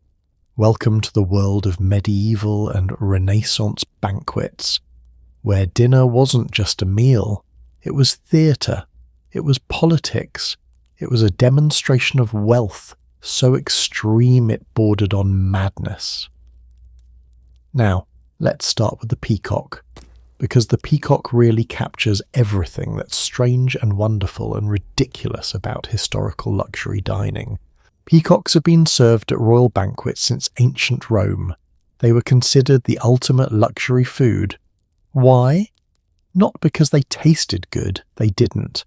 Peacock meat is dry, tough, and fairly flavourless. It's objectively worse than chicken. But peacocks were expensive to raise, difficult to obtain, and most importantly, they look spectacular. So the preparation of a peacock for a feast was an elaborate process. First, you'd kill and pluck the bird, being very careful to preserve all the feathers intact. Then you'd roast the meat, usually over-roasted because nobody really knew how to cook peacock properly, and it was better to be safe than serve undercooked poultry to a duke. Then came the artistry. You'd take the roasted bird and carefully reattach all the feathers using wire and pins, reconstructing the peacock to look as if it were alive. The tail feathers would be spread in full display. The head would be positioned proudly upward. Sometimes they'd gild the beak and feet with gold leaf.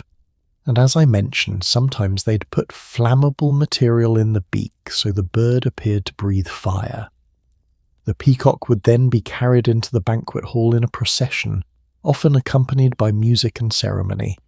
Ladies would swoon, nobles would applaud, everyone would exclaim over how magnificent it looked. And then someone would actually have to eat it, and it would be disappointing every single time. Because again, peacock tastes terrible. But you couldn't say that. You couldn't be the person who pointed out that the emperor's peacock was dry and flavourless. So you'd smile and nod and take small bites and compliment the host on their excellent taste and their magnificent presentation. This was the game, and everyone knew they were playing it. Swans were even worse. Swan meat is dark, tough, and has a distinctly fishy taste because swans eat a lot of aquatic plants and small fish. Medieval cooks tried everything to make swan palatable. Elaborate sauces, heavy spicing, special preparation techniques. Nothing really worked. But swans were royal birds in England. By law, all unmarked swans belonged to the crown. If you served swan at your banquet, you were serving something that required royal permission, something that demonstrated your connection to power.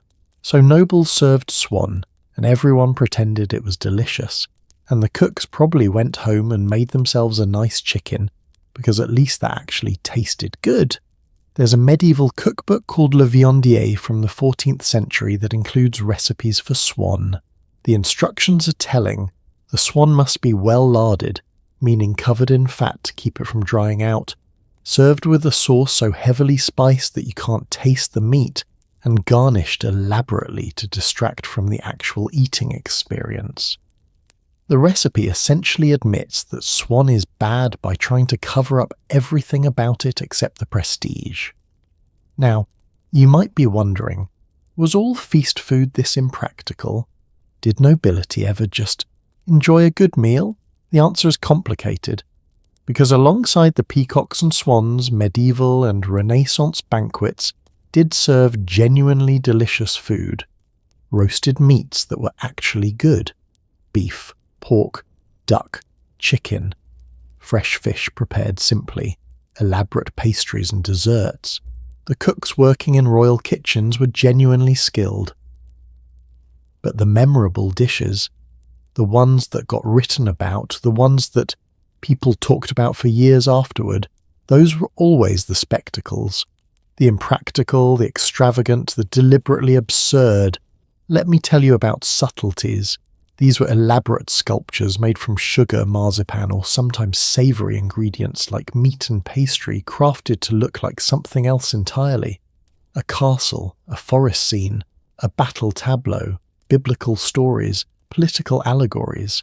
At a banquet in 1403, the King of England was served a subtlety depicting the entire city of London, complete with miniature buildings, bridges and moving parts. It was reportedly 6 feet long and took a team of craftsmen weeks to create. At another feast there was a subtlety of the Garden of Eden, complete with marzipan Adam and Eve, sugar trees, and a mechanical serpent that moved and appeared to speak. These weren't meant to be eaten, though technically they were edible. They were meant to be admired, discussed, interpreted. They were political statements in sugar form, and after everyone had looked at them sufficiently they'd be dismantled and the expensive ingredients would be saved or given to servants, because even in excess there was some practicality. But the most famous food spectacle of the medieval period has to be the 4-and-20 blackbirds pie. You know the nursery rhyme, sing a song of sixpence, a pocket full of rye, 4-and-20 blackbirds baked in a pie. When the pie was opened, the birds began to sing. Wasn't that a dainty dish to set before the king? That nursery rhyme is based on a real practice. They really did this. They'd create a giant pie crust, just the crust, no filling, large enough to hold live birds. The birds would be placed inside just before serving. The top crust would be sealed on, and when the pie was cut open at the table, the birds would fly out. Sometimes it was blackbirds, sometimes it was other birds, or even small animals like rabbits. The Italian cookbook Epulario from 1549 includes instructions for creating these surprise pies, noting that it will be a thing of great marvel when the creatures emerge. Can you imagine being a dinner guest when this happened?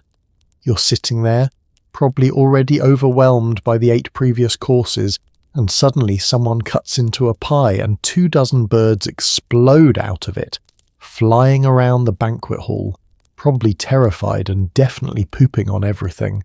And you have to act delighted. You have to clap and laugh and tell the host how clever and wonderful this is.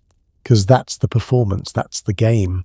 There's actually an account from a French banquet in the 1450s where the birds in a pie trick went wrong. The birds, stressed from being trapped in a hot pastry crust, became aggressive when released.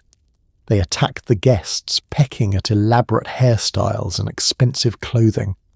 One noblewoman's wig was reportedly torn completely off by an enraged partridge. The feast continued. Nobody complained. They just kept eating the next course and pretended it was fine. Because here's the crucial thing to understand. These banquets weren't really about food. They were about power. Every element was designed to demonstrate that the host had resources beyond measure. They could afford to waste money on inedible birds. They could afford to employ craftsmen for weeks to create sugar sculptures that would be destroyed in hours. They could afford to serve 48 courses when 6 would have been sufficient. The message was clear: I can do this and you cannot. I'm wealthier than you can imagine, and you'll sit at my table, eat my terrible swan, applaud my bird-filled pie, and thank me for the privilege. It was economic warfare conducted through the medium of dinner, and it worked. These banquets were talked about for years, sometimes decades. They cemented reputations, they established hierarchies, they made and broke political alliances. An invitation to a great feast was a sign of favour. Being excluded was a political disaster. The Duke of Burgundy's Feast of the Pheasant, which I mentioned at the beginning, wasn't just a party, it was a political rally. Philip was trying to organise a new crusade, and he used the feast to inspire and obligate the nobles present. After the spectacles and the food, he made each guest swear an oath on the peacock, yes, the fire-breathing, reanimated peacock, to join his crusade. Did it work? Sort of. The crusade never actually happened because, well, crusades were expensive and complicated. But the feast itself became legendary. People talked about it for a century. It established Philip as one of the great princes of Europe. All from one very expensive dinner party with terrible food. Now let's talk about what happened to the food after these banquets. Because serving 48 courses to a few dozen nobles means you have an enormous amount of leftover food. Where did it go? Some of it went to the servants and lower-level courtiers who ate the leftovers. This was actually an expected part of their compensation. Serving at a great household meant you'd eat better than you ever could on your own salary. But a lot of the food was deliberately wasted. It was part of the display. A truly wealthy host didn't need to save the leftovers. They'd simply throw them out or give them to beggars at the gate, demonstrating that they had so much they could afford to waste it. There are records of banquets where uneaten food was thrown out of windows to crowds below. Sometimes this was framed as charity, the noble lord sharing his abundance. But really, it was another form of showing off. Look how much I have. Look how little I need it. This reached an extreme during the Renaissance in Italy. The banking families, the Medicis in Florence, the merchant princes of Venice, they competed through banquets. Each feast had to be more extravagant than the last. More courses, more spectacle, more waste. At one Medici wedding banquet in 1469, there were supposedly over 100 dishes served. The descriptions that survive mention things like a whole calf covered in gold leaf, and a fountain that spouted wine surrounded by roasted swans arranged as if swimming. The cost of this single banquet was estimated at the time to be equivalent to the annual income of a small city, for one party. And you know what the really interesting thing is? We have records suggesting that Lorenzo de' Medici, who hosted this banquet, actually had rather simple personal tastes. He apparently preferred plain food and small dinners with friends, but for a wedding, for a public event, he had to perform wealth. He had to demonstrate Medici power. So he threw a banquet that bankrupted a treasury. It's almost tragic when you think about it. All that money, all that effort, all that food that nobody really wanted to eat. All of it sacrificed on the altar of reputation and status. But it continues. We haven't stopped doing this. We've just changed the specifics. Today, instead of gold-covered calves, we have restaurants that serve steaks covered in gold leaf. Seriously. There are steak houses in New York and Miami where you can order a tomahawk steak covered in 24-karat gold for over $1,000. The gold is flavorless and adds nothing except expense. It literally passes through your digestive system unchanged. You're paying to eat something that your body will treat as waste. But people order it. They order it, they photograph it, they post it on Instagram. Because it's not about the taste. It's about showing that you can afford $1,000 steak. It's the exact same impulse that made medieval nobles serve peacock. Or consider those massive luxury sundaes that cost thousands of dollars, the ones served in crystal bowls with edible diamonds and gold leaf, requiring advance notice to prepare.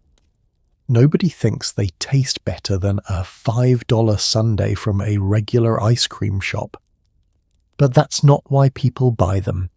We even still do the spectacle element. There are restaurants where your meal is delivered by drone, or where dishes are presented in elaborate smoke-filled boxes, or where the chef performs with fire and knives in front of you. It's theatre, just like the birds flying out of pies, just like the fire-breathing peacock. We haven't evolved past this. We've just made it slightly more hygienic and slightly less likely to involve actual birds pooping on the dinner guests. The psychology is identical. Wealth is demonstrated through excess, through waste, through the willingness to spend enormous amounts on things that are ultimately impractical. And here's the really interesting question. Does any of this make us happy? Did the medieval nobles enjoy their terrible swan? Do modern diners enjoy their gold-covered steak? I think about this sometimes, because there's something almost sad about it. All that effort, all that expense, to create an experience that's more about signalling than actual enjoyment. You're not having a good time, you're performing having a good time, and everyone watching knows you're performing. But the performance is the point. There's a moment at every truly extravagant meal where you have to decide, am I going to admit this isn't actually good, or am I going to play along? And almost everyone plays along, because playing along is how you stay in the game.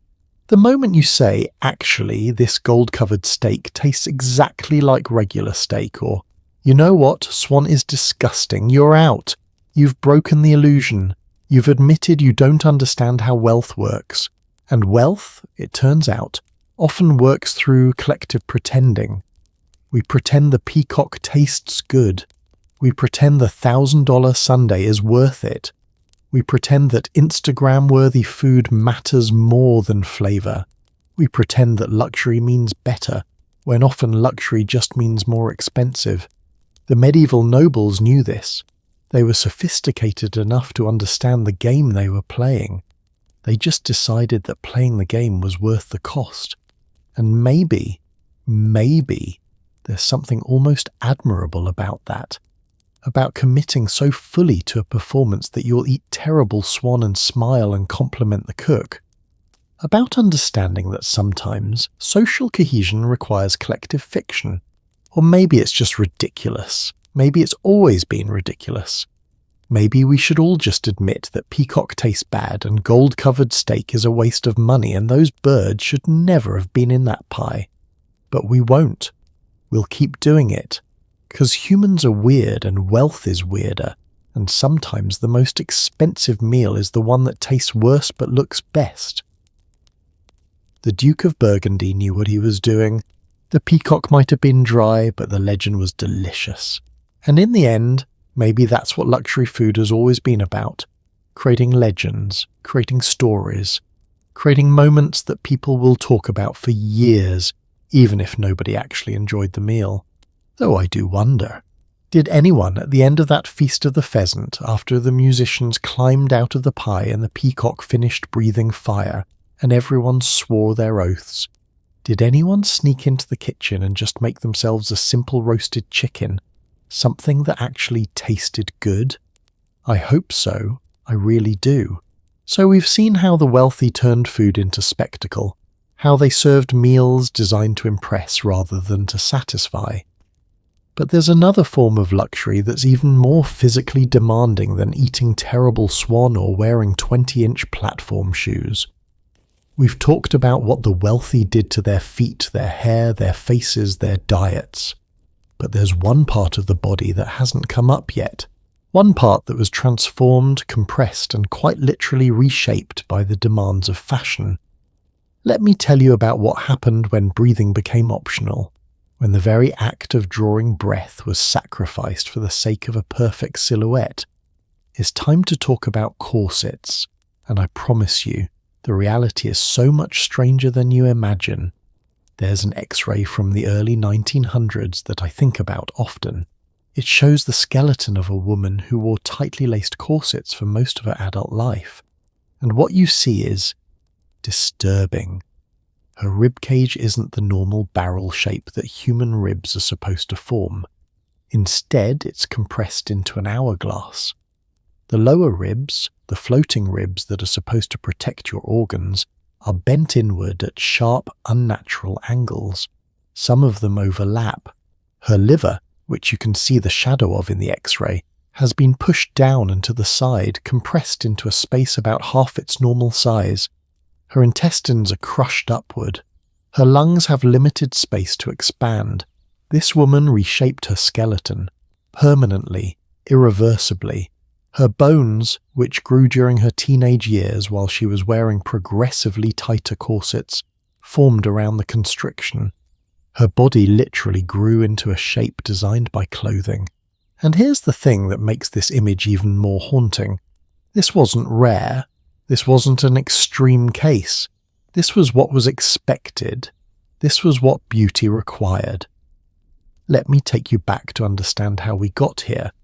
Because corsets have existed in various forms for centuries, but the Victorian era, roughly the 1830s through the early 1900s, took the practice to an extreme that's hard to comprehend.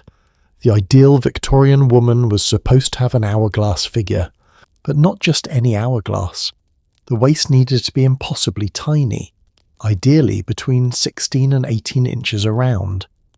For context, the average adult woman's waist, in its natural uncorseted state, is somewhere between 28 and 32 inches. So we're talking about reducing your waist by 10, 12, sometimes 14 inches. We're talking about compressing your midsection to roughly half its natural size. How did they do this? Corsets made of steel boning, laced so tightly that women often needed help from two people to get them on. The process was called tight lacing, and it typically started in childhood. Young girls, from about age 12 or 13, would begin wearing training corsets. These were lighter, more flexible, but still restrictive. The idea was to shape the body while it was still growing, before the bones fully hardened. Each year the corsets would get a bit tighter. Each year the acceptable waist measurement would shrink a bit more.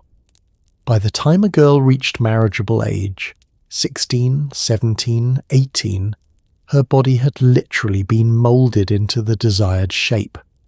Her organs had shifted position. Her rib cage had deformed. Her breathing had adapted to the restriction. And this was considered normal.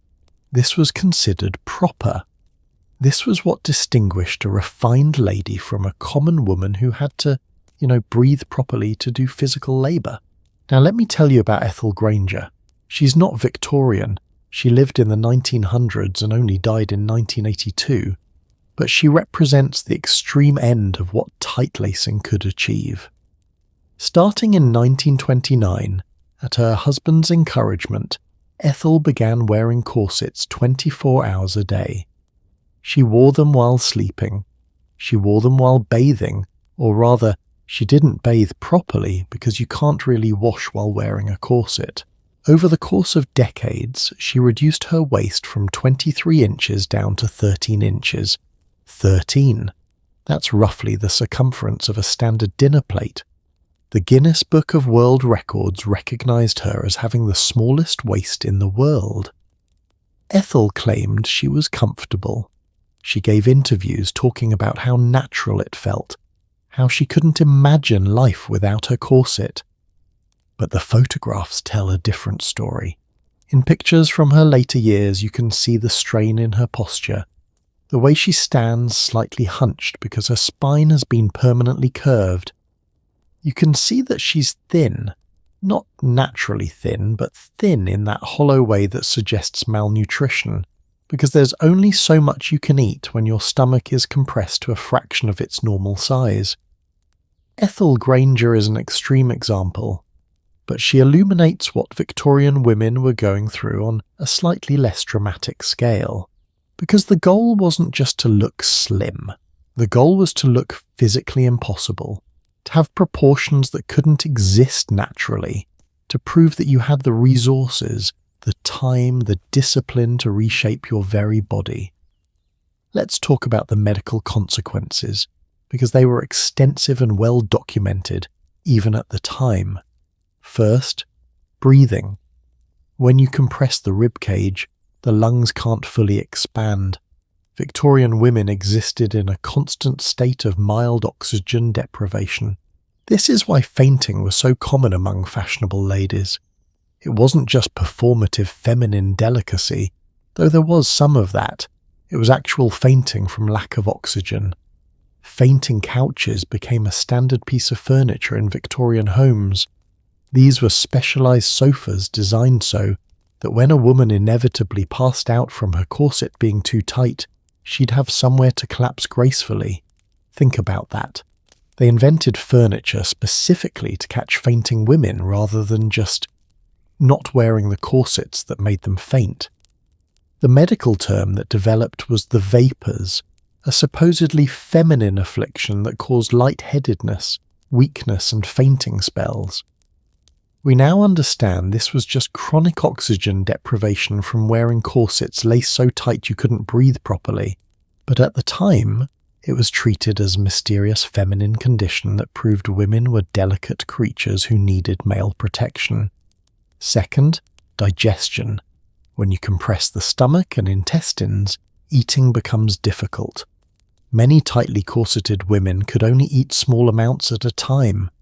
Large meals were physically impossible. There simply wasn't room. This led to a culture of women eating very little in public, picking at their food, claiming they weren't hungry when really they just couldn't fit food in their compressed abdominal cavity. There are accounts of women removing their corsets at home in private so they could actually eat a full meal, then lacing back up before anyone saw. It was a secret, shameful thing, like your body's need for nutrition was something to be hidden. Third, organ damage. Your liver, stomach, intestines, these organs need space. When you compress them for hours every day for years, they adapt, but not in a good way. They shift position. They change shape. In severe cases, they become damaged. There are medical records from the Victorian era describing corset liver, a condition where the liver is permanently deformed and pushed downward by years of tight lacing. Women would develop chronic digestive problems, liver dysfunction, reproductive issues. Speaking of reproductive issues, pregnancy in a corset.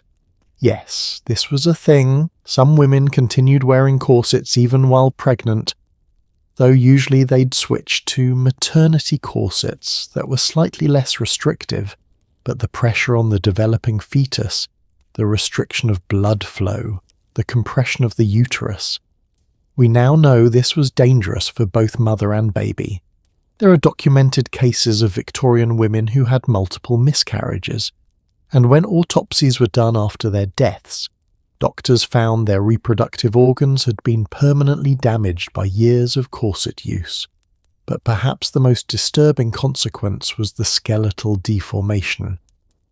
Bones, especially in young people, are somewhat flexible. They respond to consistent pressure by growing in the direction of least resistance. If you're wearing a tightly laced corset during your teenage years, when your bones are still developing, they will grow around the restriction. This is how you get X-rays like the one I described at the beginning. Rib cages that are permanently hourglass-shaped, spines that curve unnaturally, hip bones that are tilted because the entire pelvis has been pushed out of alignment. And once the bones have set in this shape, you can't undo it. Women who started tight-lacing as teenagers and then tried to stop as adults often found they needed to continue wearing some form of support garment because their skeletal structure couldn't support their organs properly anymore. They'd created a dependency on the very thing that was damaging them. Now, you might be wondering, didn't doctors speak out against this? Didn't anyone realize this was harmful? Yes, absolutely yes. Victorian doctors wrote extensively about the dangers of tight lacing. Medical journals published studies. There were public health campaigns. In the 1880s and 1890s, there was a whole rational dress movement that advocated for looser, healthier clothing for women, and it didn't matter. Fashion magazines continued to promote tiny waists, society continued to value the corseted silhouette, women continued to tight-lace despite knowing the risks because the social consequences of not conforming were too severe. If you showed up to a social event without a properly corseted figure, you weren't stylish. You were improper. You were letting yourself go. You were failing at femininity. You'd be whispered about, excluded, considered unmarriageable. So women made the calculation, short-term health versus social survival, and most chose the corset. There's a letter from 1893 written by a young woman to a fashion magazine that breaks my heart. She writes, "I know that my corset is injuring my health. I feel faint often, and my digestion is poor. But when I loosened my laces and went out with a natural waist, my friends said I looked slovenly, and my mother wept. So I have tightened them again, and I shall bear the consequences. Better to be ill and elegant than healthy and shunned. Better to be ill and elegant than healthy and shunned." That sentence captures something essential about the psychology of fashion oppression. She knew exactly what she was doing to herself, and she chose it anyway because the alternative, social exclusion, seemed worse. Now, I need to mention something important. Not all Victorian women tight-laced to extremes. There was variety in practice, as there is in any fashion movement. Working-class women couldn't afford the same extremes as wealthy women. They needed to be able to move, to work, to function. And even among the wealthy, there were some who advocated for more moderate corseting. But the ideal, the goal, the standard that women were constantly comparing themselves to, that was extreme. Fashion plates in magazines showed waists that were physically impossible without severe tight-lacing. And those were the images that young women internalized. The standard they tried to achieve is not unlike modern photo editing and Instagram filters when you think about it. The ideal body promoted by media is often digitally altered, physically impossible without surgical intervention or severe disordering, but it's still the standard people judge themselves against. Let me tell you about something called corset training that's experiencing the resurgence today. Modern waist trainers, promoted by celebrities and Instagram influencers, are essentially updated corsets. Companies claim they'll help you lose weight, improve your posture, give you an hourglass figure. The medical community has been very clear. They don't do any of those things. Waist trainers don't make you lose fat. They just compress your organs and restrict your breathing. The apparent waist reduction is temporary. As soon as you remove the garment, your body returns to its natural shape. Unless, of course, you wear them constantly for years and actually deform your skeleton. Then the change becomes permanent. Sound familiar? And yet people buy them. Celebrities endorse them. The Kardashians have promoted waist trainers to millions of followers. Jessica Alba claimed she wore a corset for months after giving birth to regain her figure. We're watching history repeat itself in real time. We know it's harmful. Medical professionals are trying to warn people. And it doesn't matter because the social pressure, the beauty standards, the promise of achieving the ideal body, they're too powerful. In 2015, a woman in her 30s was hospitalized with broken ribs from wearing her waist trainer too tightly. In 2018, there were multiple reports of women experiencing organ damage from prolonged waist trainer use. These stories make the news, and then people keep buying waist trainers because the impulse hasn't changed. The technology is different, the fashion is different, but the underlying calculation is the same. How much physical harm am I willing to endure for the sake of appearing attractive according to current standards? Victorian women answered, quite a lot. They were willing to reshape their skeletons. They were willing to compress their organs. They were willing to exist in a state of chronic mild oxygen deprivation. They were willing to faint regularly, to eat less, to damage their health permanently. And we've answered, quite a lot too. We get cosmetic surgeries with significant complication rates. We take diet pills with dangerous side effects. We develop eating disorders. We wear shapewear so tight it restricts circulation. We do everything except address the fundamental problem, which is that our beauty standards are literally impossible to achieve healthily. The Victorian corset eventually fell out of fashion. Not because people suddenly became more enlightened about women's health, though the suffragette movement and changing social roles certainly helped, but largely because fashion changed. In the 1920s, the ideal silhouette became more straight and boyish. Suddenly, curves were out and a streamlined look was in, so women stopped crushing their waists and started binding their breasts instead. Same impulse, different body part. We've never stopped doing this. We've just moved the pressure around. In the 1920s, it was flat chests. In the 1950s, it was back to tiny waists and emphasized curves. In the 1990s, it was extreme thinness. In the 2010s, it became curves again, but with a flat stomach, an almost impossible combination without surgical intervention. The specific requirements change, but the underlying demand remains. Your natural body is wrong. You must modify it regardless of the cost. And here's what really gets me. We have the X-rays. We have the medical records. We have documented proof of exactly what tight lacing did to women's bodies. We've seen the broken ribs, the deformed organs, the compressed lungs. We know the cost, and somehow, knowing the cost hasn't stopped us from calculating that it's worth paying. There's a photograph I saw once. I don't know where it came from originally, but it circulates on the internet sometimes. It shows a Victorian woman in a corset, her waist impossibly tiny, and next to it, a modern woman in a waist trainer, her waist equally compressed. The caption reads, "We've learned nothing," and that's accurate, brutally accurate. We've learned nothing except how to market the same harm with different words. Body shaping instead of tight lacing, waist training instead of corseting, achieving your best self instead of conforming to arbitrary beauty standards.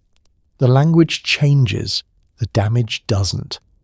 I think about those Victorian women sometimes, the ones who chose elegance over health, social acceptance over breathing properly. I think about how trapped they must have felt, knowing the cost, paying it anyway, because the alternative seemed impossible. And then I think about modern beauty culture, about the procedures and products and practices that we know are harmful, that we engage in anyway, and I realize we're not looking back at them with superior understanding. We're looking in a mirror. We've just gotten better at lying to ourselves about what we're doing and why. The Victorian woman lacing her corset tighter, feeling her ribs compress, telling herself it was worth it. She wasn't ignorant. She wasn't a victim of her time, unaware of what she was doing to herself. She knew, just like we know, just like everyone who's ever made a dangerous choice for beauty has known. The question isn't whether we know better. We do. We always have. The question is, what are we willing to sacrifice? And for most of history, the answer has been quite a lot. More than we should. More than is safe. More than is sane. Because beauty, it turns out, has always demanded sacrifice. And we've been willing to provide it over and over again, in every era, in every culture, in forms that vary but in ways that fundamentally don't change at all. The corset might be gone from everyday fashion, but the impulse that created it, the willingness to compress, to restrict, to harm yourself for the sake of an ideal, that's eternal. And until we address that impulse, until we genuinely question why we're so willing to hurt ourselves for beauty, we'll just keep inventing new ways to tie ourselves into different shapes, different century, different garment, same broken ribs. We've explored what people were willing to do to their bodies, the compression, the restriction, the sacrifice of basic comfort and health. But there's another category of historical luxury that's even stranger. Things that were valued not because they did anything, but simply because they existed. Objects so precious, so rare, that they became symbols of wealth in themselves. And sometimes, these objects weren't just rare, they were deadly. Sometimes, the luxury item you wore on your body or kept on your shelf could literally kill you. Let me tell you about the jewels that poisoned, the accessories that assassinated, and the decorative objects that were beautiful, expensive, and lethal. In the spring of 1538, Pope Clement VII fell suddenly and mysteriously ill. He'd been healthy just days before, but now he was suffering from severe abdominal pain, vomiting, and fever. His doctors were baffled. They tried every treatment they knew. Bloodletting, herbal remedies, prayers. Nothing worked. Within weeks the Pope was dead. The official cause was recorded as natural illness. But rumours spread immediately. Whispers in the Vatican corridors. Murmurs among the cardinals. Because several people at a recent papal dinner had noticed something unusual. The Pope's mushroom soup had seemed to sparkle in the candlelight. It had glittered just slightly, as if dusted with something crystalline. The Renaissance goldsmith Benvenuto Cellini later wrote in his autobiography about what he believed really killed Pope Clement VII, diamond dust. Ground into fine powder, mixed into food, served at a banquet. The diamonds would be tasteless, odourless, invisible in the right dish. But as they passed through the digestive system, the incredibly hard, sharp particles would tear microscopic cuts in the stomach and intestines, internal bleeding, no visible wound, no obvious poison, just a slow, agonizing death that looked like natural illness. Whether this story is true, we can't know for certain. Cellini was writing decades after the event, and he had a flair for dramatic storytelling. But here's what we do know. Diamond dust as a poison was absolutely a real practice. There are documented cases across Renaissance Europe, and the wealthy lived in constant, genuine fear of it, because when you're at the top of society, when you have power and wealth and enemies, your luxuries become weapons. The very things that symbolize your status, jewels, precious metals, exotic foods, these can be turned against you. Your riches become your vulnerability. Let me tell you about Catherine de' Medici. She became Queen of France in 1547 when she married King Henry II, and Catherine was fascinated by poison. Not in a casual academic way. Catherine actively studied poisons. She experimented with them. She kept what historians later called her poison cabinet, a collection of over 200 different toxic substances, carefully labelled and organised. Some of these were traditional poisons: arsenic, hemlock, nightshade. But Catherine's particular interest was in what she called subtle poisons, substances that could kill slowly, that wouldn't be immediately recognised, that could be hidden in food or drink or even in objects people touched. And her most prized possessions, poison rings. These were actual rings, beautifully crafted, worn on the finger like any piece of jewellery. But they had a secret, a small hollow compartment, usually hidden under a decorative stone or behind a hinged bezel. Inside this compartment, you could store poison, and at the right moment, with a subtle movement, you could release that poison into someone's drink or food, or even scratch their skin with the inside of the ring and introduce the poison directly into their bloodstream. Catherine reportedly owned dozens of these rings, different sizes, different styles, for different occasions and different poisons.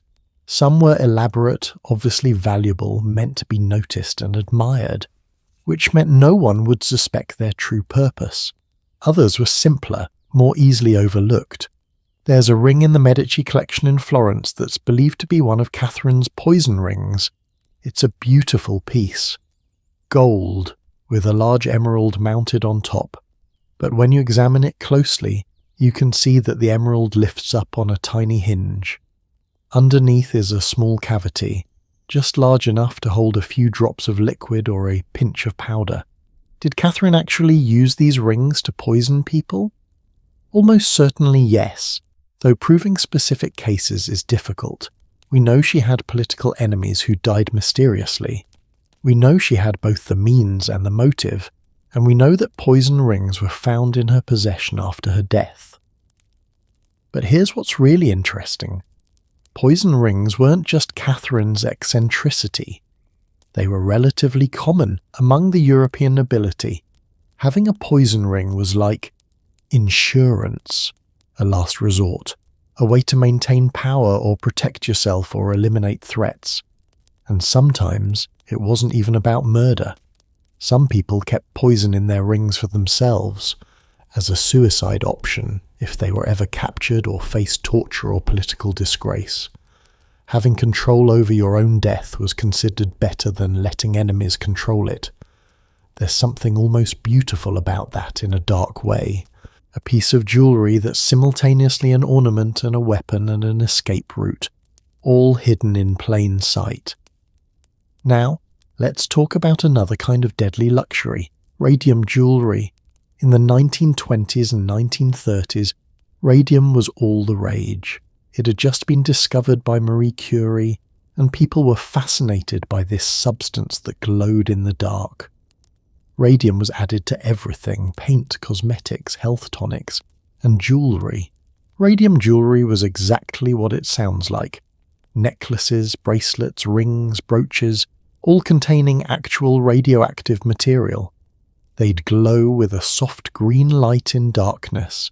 It was considered incredibly elegant, incredibly modern, incredibly fashionable. Wealthy women wore radium jewellery to evening events.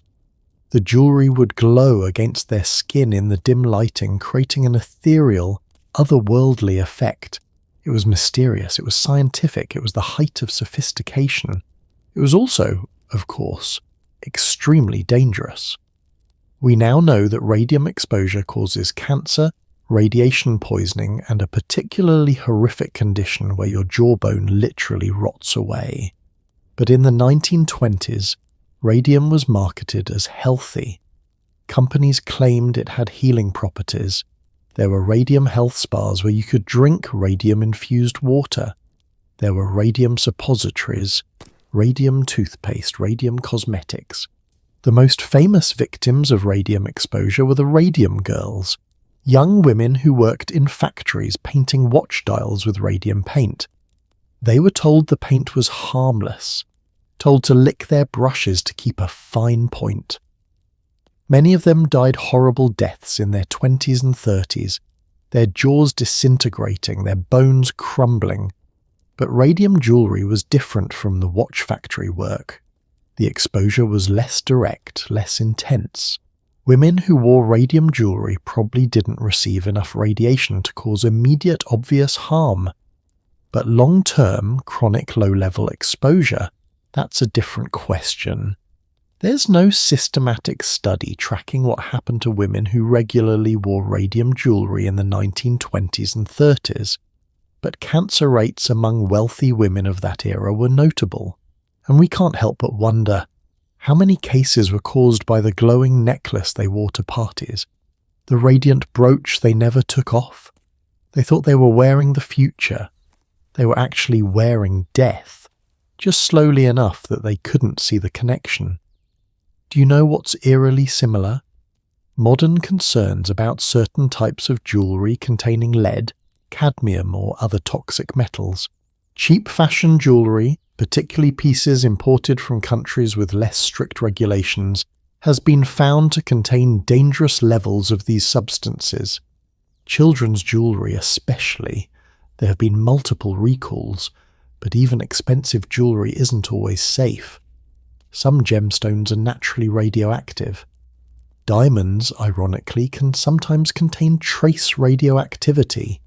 Not enough to be dangerous in the amounts used in jewellery, but still measurable. Uranium glass, which contains actual uranium and glows under UV light, was popular in the early 20th century and is now a collector's item. Vintage uranium glass pieces are still radioactive, though again, usually at levels considered safe for display. The point is, we're still wearing things that could technically harm us. We've just gotten better at measuring the risk and deciding what level of exposure is acceptable. Now, I want to go back to the diamond dust for a moment, because there's more to that story. The reason diamond dust was considered such an effective poison is because diamonds are the hardest natural substance on Earth. When ground into powder, each particle is essentially a microscopic blade. Swallowed, these particles pass through the digestive system, cutting as they go. The damage is cumulative and hard to trace.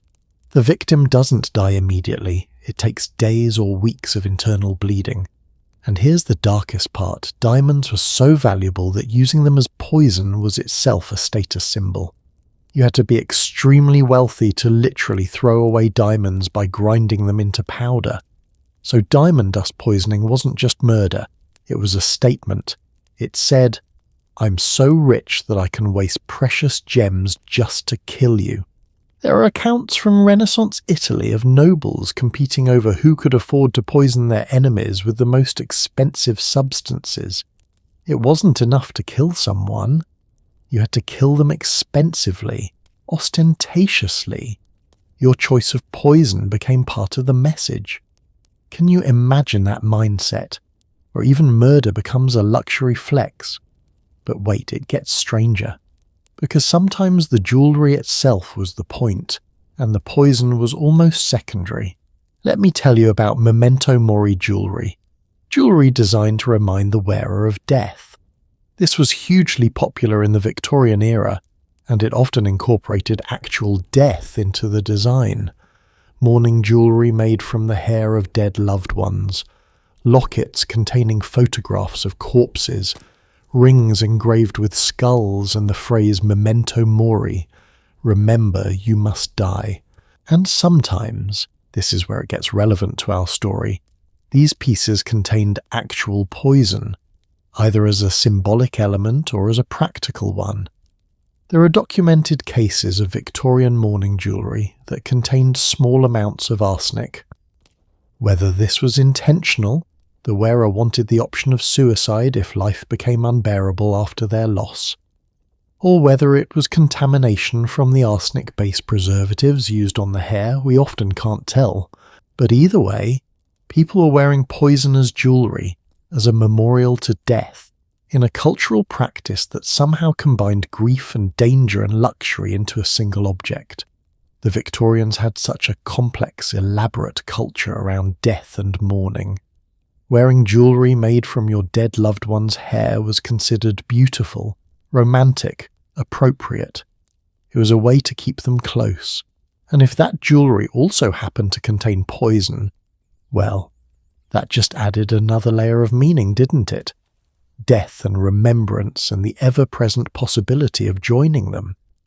There's something deeply strange but also deeply human about that.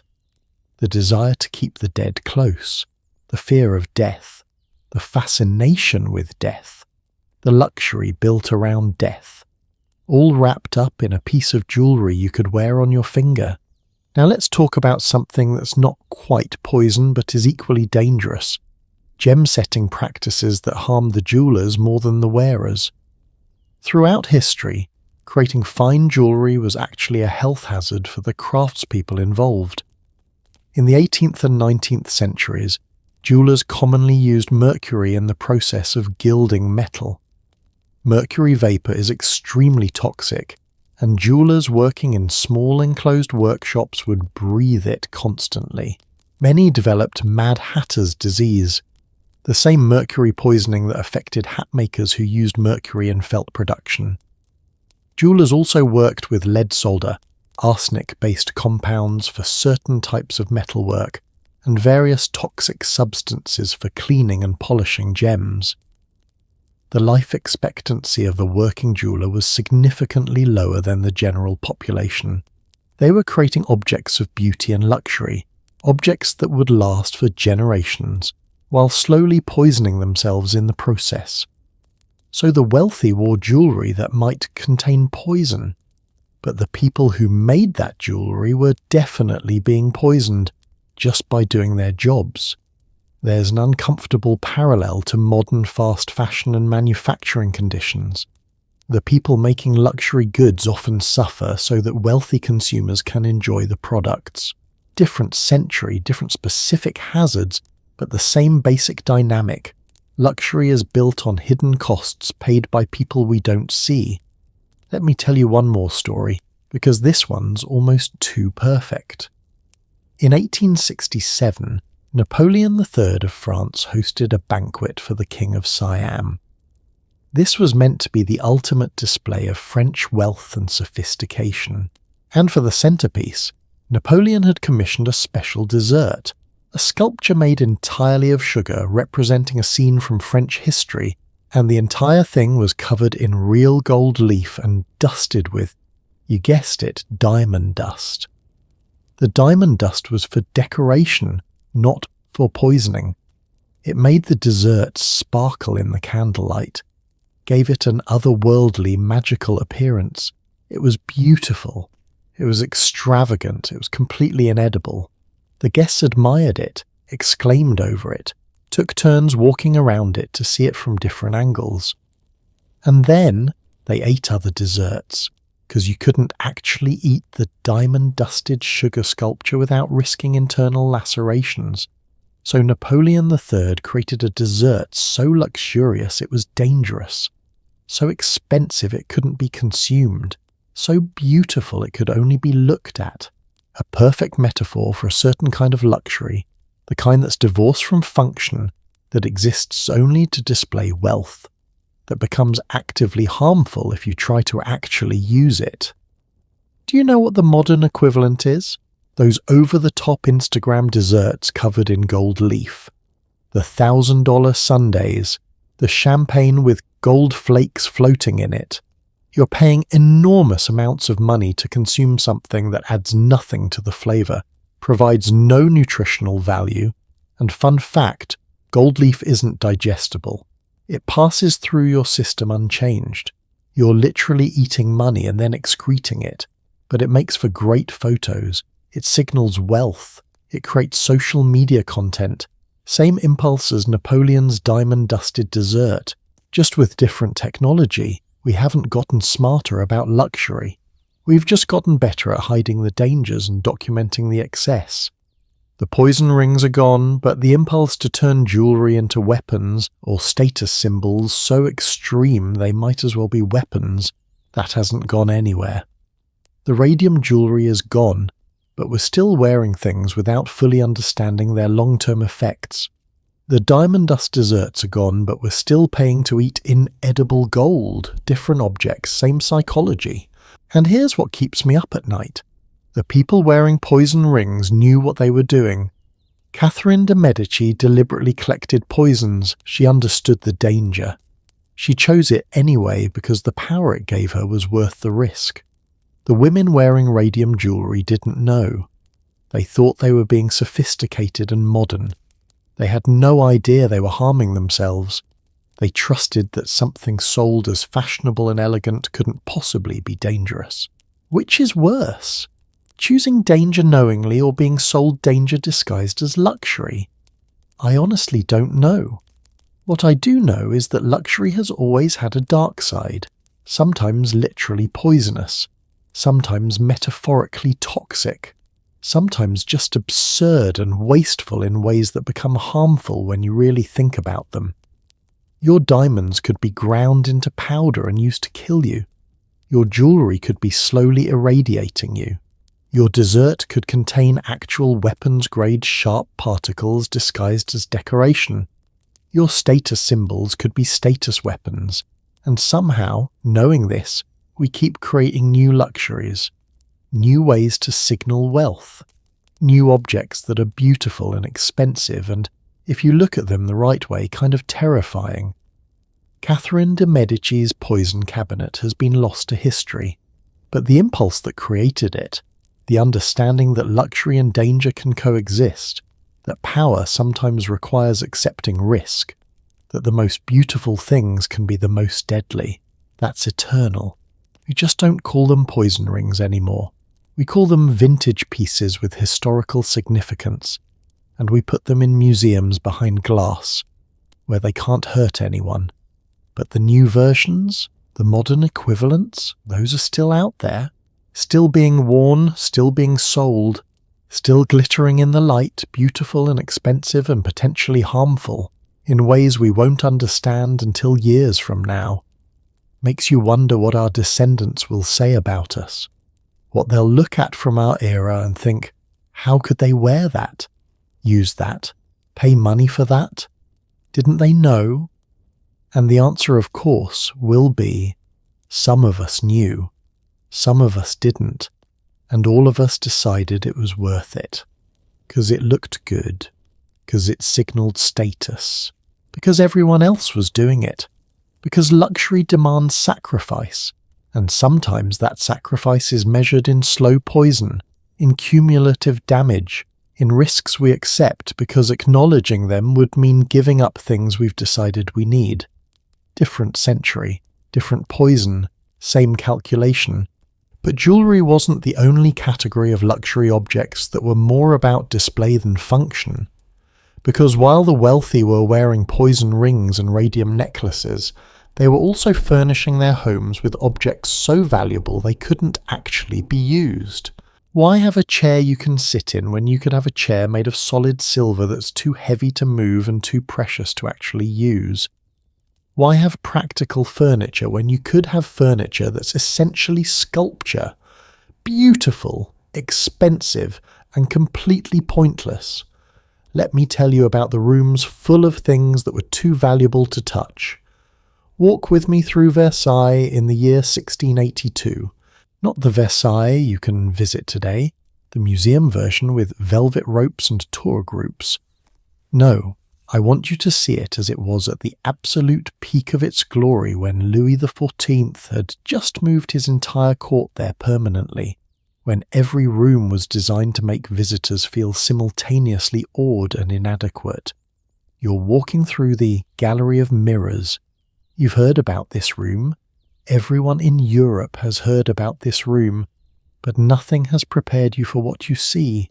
The gallery stretches before you, over 200 feet long, 17 massive windows on one side facing the gardens, and opposite each window 17 mirrors, enormous mirrors, at a time when large mirrors are among the most expensive objects in the world.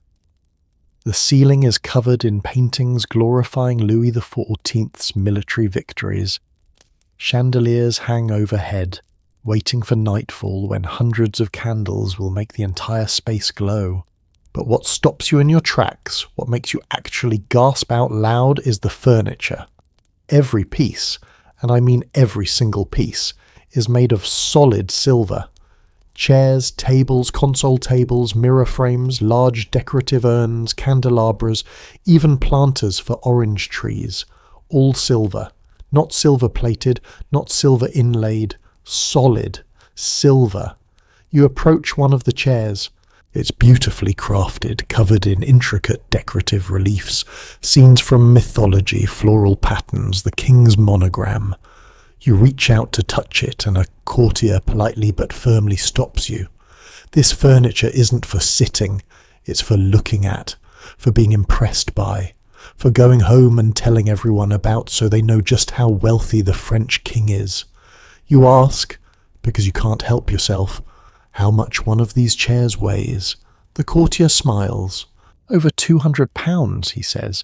It requires 4 men to move even the smallest piece. 4 men to move a chair no one sits in. This was real. This actually existed. Louis XIV commissioned an entire gallery of solid silver furniture. The official records from the time list the inventory: silver throne, silver beds, silver tables, silver balustrades, silver wall sconces, silver frames for mirrors, silver tubs for the orange trees. The total weight of silver used exceeded several tons. The cost was astronomical, estimated at millions in today's currency. And here's the beautiful, terrible irony. It only lasted 7 years. In 1689, France was at war, again. Wars are expensive. Louis needed money desperately, and he looked at his gallery full of silver furniture that no one used, furniture that was literally just decorative metal, and he made a decision. He melted it all down, every single piece. The silver was turned into coins to pay for the war. The most spectacular furniture collection in European history, created solely to demonstrate wealth and power, was destroyed and converted back into its base monetary value. Today, nothing survives. Not a single piece. We only know what it looked like from paintings and written descriptions. Louis XIV's ultimate status symbol lasted less than a decade before military necessity turned it into currency. There's something almost poetic about that. The furniture that was too precious to use turned out to be not precious enough to keep. But let me back up and explain how we got to the point where someone thought making furniture from solid silver was a good idea. Silver had always been valuable, of course, but in the 17th century, Spanish colonial mines in South America were producing silver in quantities never seen before. Ships full of silver were arriving in Europe regularly, and France, through various trade agreements and some good old-fashioned smuggling, had access to a lot of it. For Louis XIV, this presented an opportunity. France was in competition with Spain, with England, with the Holy Roman Empire. Wars were fought, alliances were made and broken, and soft power mattered as much as military power. If you could demonstrate that France was so wealthy, so powerful that they could make furniture out of precious metal, furniture that served no functional purpose beyond showing off, that was a statement other nations couldn't ignore. It was economic propaganda. Psychological warfare through interior design, and initially it worked beautifully. Foreign ambassadors would visit Versailles, see the silver gallery, and go back to their home countries to report, France is impossibly wealthy. They're making furniture out of money. How can we possibly compete with that? Some tried to compete. Other courts commissioned their own silver furniture, though never on the scale of Versailles. The Duchess of Portsmouth in England had a silver bed made. Several German princes commissioned silver tables. But these were single pieces, conversation starters. Louis had an entire room, multiple rooms actually. The gallery of mirrors was just the most famous. But here's what no one talks about. Solid silver furniture is actually terrible furniture. First, the weight. I mentioned the chairs required 4 men to move. This wasn't an exaggeration. Solid silver is extremely dense and heavy. A chair that would normally weigh 20 or 30 pounds, if made from wood, weighed 10 times that in silver. You couldn't casually rearrange the room. You couldn't push your chair closer to the table. Every adjustment required servants and significant effort. Second, temperature. Silver conducts heat and cold extremely efficiently. In summer, the furniture would be uncomfortably warm to touch, heated by the sun streaming through those 17 windows. In winter, despite the fireplaces, the silver would be freezing cold. Sitting on a silver chair in January at Versailles would be like sitting on a block of ice. Third, tarnishing. Silver tarnishes when exposed to air. It develops a dark patina, which means that maintaining the silver gallery required constant intensive labour. Servants spent hours every day polishing all that silver to keep it gleaming. It was a Sisyphean task. Clean it today, and it would start tarnishing again tomorrow. So the furniture was too heavy to use, uncomfortable to touch, and required enormous maintenance. It was, functionally speaking, worse than furniture made from any other material. But that was the point. The impracticality was the luxury. Anyone could have comfortable, functional furniture. Only the King of France could have furniture so impractical it required an army of servants just to maintain it. Now, I want you to think about this in terms of wealth signalling, because what Louis XIV understood, what all extremely wealthy people throughout history have understood, is that real luxury isn't about having nice things. It's about having things that are so extravagant, so excessive, that they prove you have more resources than you could possibly need. Thorstein Veblen, an economist writing in the late 1800s, called this conspicuous consumption.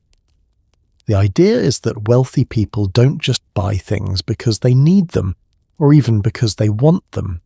They buy things because those things signal wealth to others. And the more impractical, the more wasteful, the more excessive the purchase, the stronger the signal.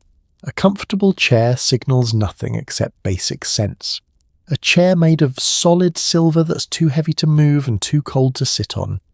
That signals, I have so much wealth that I can afford to be completely impractical. I don't need functional furniture. I have servants to do everything for me anyway. This is why, throughout history, the truly wealthy have often owned things that are deliberately unusable. It separates them from people who are merely rich. Rich people have nice things they use. Wealthy people have spectacular things they don't use, because using them would be beneath them. Let me give you another example from roughly the same era. Dining silver.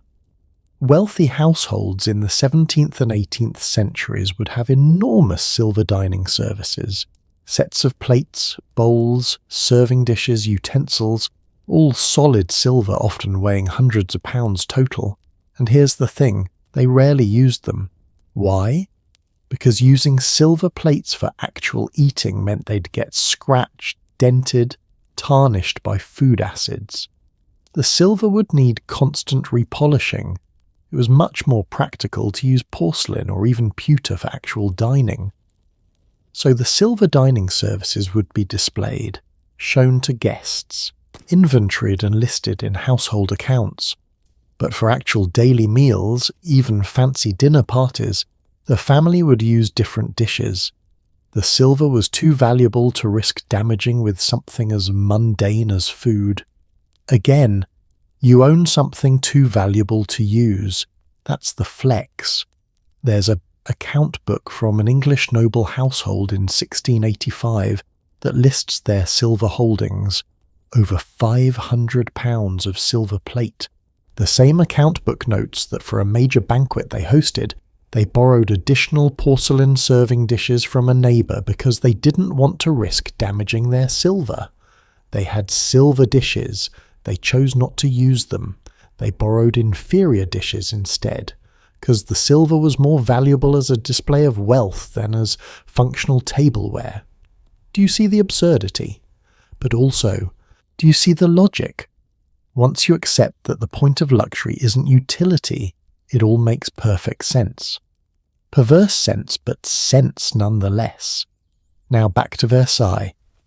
When Louis XIV melted down all that silver furniture in 1689, it wasn't because he suddenly realised it was impractical. He knew it was impractical. Everyone knew. That was the entire point. He melted it down because he needed money more than he needed status symbols. War trumped vanity. Survival trumped spectacle. But he replaced it. Not with more silver. He couldn't afford that anymore. But with gilded wood furniture that was carved and decorated to look as expensive as possible. The gallery of mirrors got new furniture, still elaborate, still beautiful, but hollow. Gold leaf over wood instead of solid silver. And here's what's fascinating. Most visitors couldn't tell the difference. The room still looked spectacular. It still impressed foreign ambassadors. It still communicated wealth and power. The functionality of the furniture hadn't changed. It was still primarily decorative. But the actual monetary value had dropped by orders of magnitude. Which raises an interesting question. If gilded furniture accomplished the same psychological effect as solid silver furniture, why make it from solid silver in the first place? The answer is, because other wealthy people would know. The Spanish ambassador might not be able to tell solid silver from gilded wood at a glance, but the French nobility certainly could. And the point wasn't just to impress foreigners, it was to establish dominance within the French court itself. You're a duke, very wealthy, very powerful. You have gilded furniture in your chateau. It's beautiful. It impresses the neighbours. But then you visit Versailles and see solid silver furniture, and suddenly your gilded wood seems inadequate. The king has outclassed you. You're reminded that his wealth operates on a different scale entirely. That's what the silver furniture was really for, maintaining hierarchy through impossible standards. And this brings us to an uncomfortable modern parallel. Today's equivalent isn't silver furniture, though there are absolutely modern examples of precious metal furniture that costs more than most people make in a year, but the principle is everywhere. Consider super yachts. Not just yachts, super yachts. The kind that are over 300 feet long, cost hundreds of millions of dollars, require crews of 30 or more people just to operate. Most super yacht owners use their boats a few weeks per year at most. The yachts spend most of their time docked, with full crews on standby, burning money on maintenance and upkeep. Why own something so expensive if you barely use it? Because the point isn't the using, the point is the owning. The point is that when other wealthy people see your yacht, they know you're on a different level. You're not just rich, you're super yacht rich. Or consider modern luxury cars that are so valuable their owners don't drive them. Vintage Ferraris, classic Bugattis, limited edition hypercars that sit in climate-controlled garages, occasionally taken out for shows, but never driven the way cars are meant to be driven, because the value is in the pristine condition. Using them would decrease their worth. Sound familiar? It's the silver dining plates all over again. Too valuable to use. Function sacrificed for value preservation. Or, and this might hit closer to home, consider the modern phenomenon of collecting limited edition sneakers or designer handbags, keeping them in their original boxes, never worn, never used. The entire value is in having them, in owning something rare, in being able to say you have it. The actual function, wearing shoes, carrying bags, is irrelevant. We mock Louis XIV for his silver furniture that no one could sit on. But we're doing the exact same thing, just with different objects. The psychology hasn't changed at all. We've just democratized it. You don't have to be a king to own things too precious to use. You just need to buy into the logic that possession is more important than utility. But here's the really interesting part. The silver furniture no longer exists. It was melted down centuries ago, but we're still talking about it. We're still telling the story. The furniture itself was temporary, but the legend is permanent. Louis XIV got his money's worth after all. Not from the 7 years the furniture existed, but from the 300 years of people being amazed by the story of the furniture. The spectacle outlived the object. The story became more valuable than the silver ever was. And maybe that's the real luxury. Not the thing itself, but the story the thing creates, the conversation it generates, the way it makes people think and talk and wonder. Because I can tell you about silver furniture, and you'll remember that story. It'll stick with you. You might even tell someone else about it. The story propagates, survives, becomes part of collective cultural memory. But if I tell you Louis XIV had nice, comfortable furniture in his gallery, you'll forget that immediately. It's not memorable, doesn't capture imagination. So perhaps the silver furniture was never really about the furniture at all. Perhaps it was always about creating a story so extravagant that people would still be telling it 3 centuries later. If that was the goal, and maybe it was, then it worked perfectly. The furniture is gone. The story remains. Louis XIV made furniture famous enough to outlive its own existence. That's a kind of immortality, isn't it? Very expensive, very impractical kind of immortality, but immortality nonetheless. And somewhere, in whatever afterlife French kings go to, maybe Louis XIV is smiling, because we're still talking about his ridiculous silver chairs 300 years later, still impressed, still amazed, still telling the story. The furniture was temporary, the flex is eternal, different century, different material, but always the same message. I have so much that I can afford to have things I don't even need.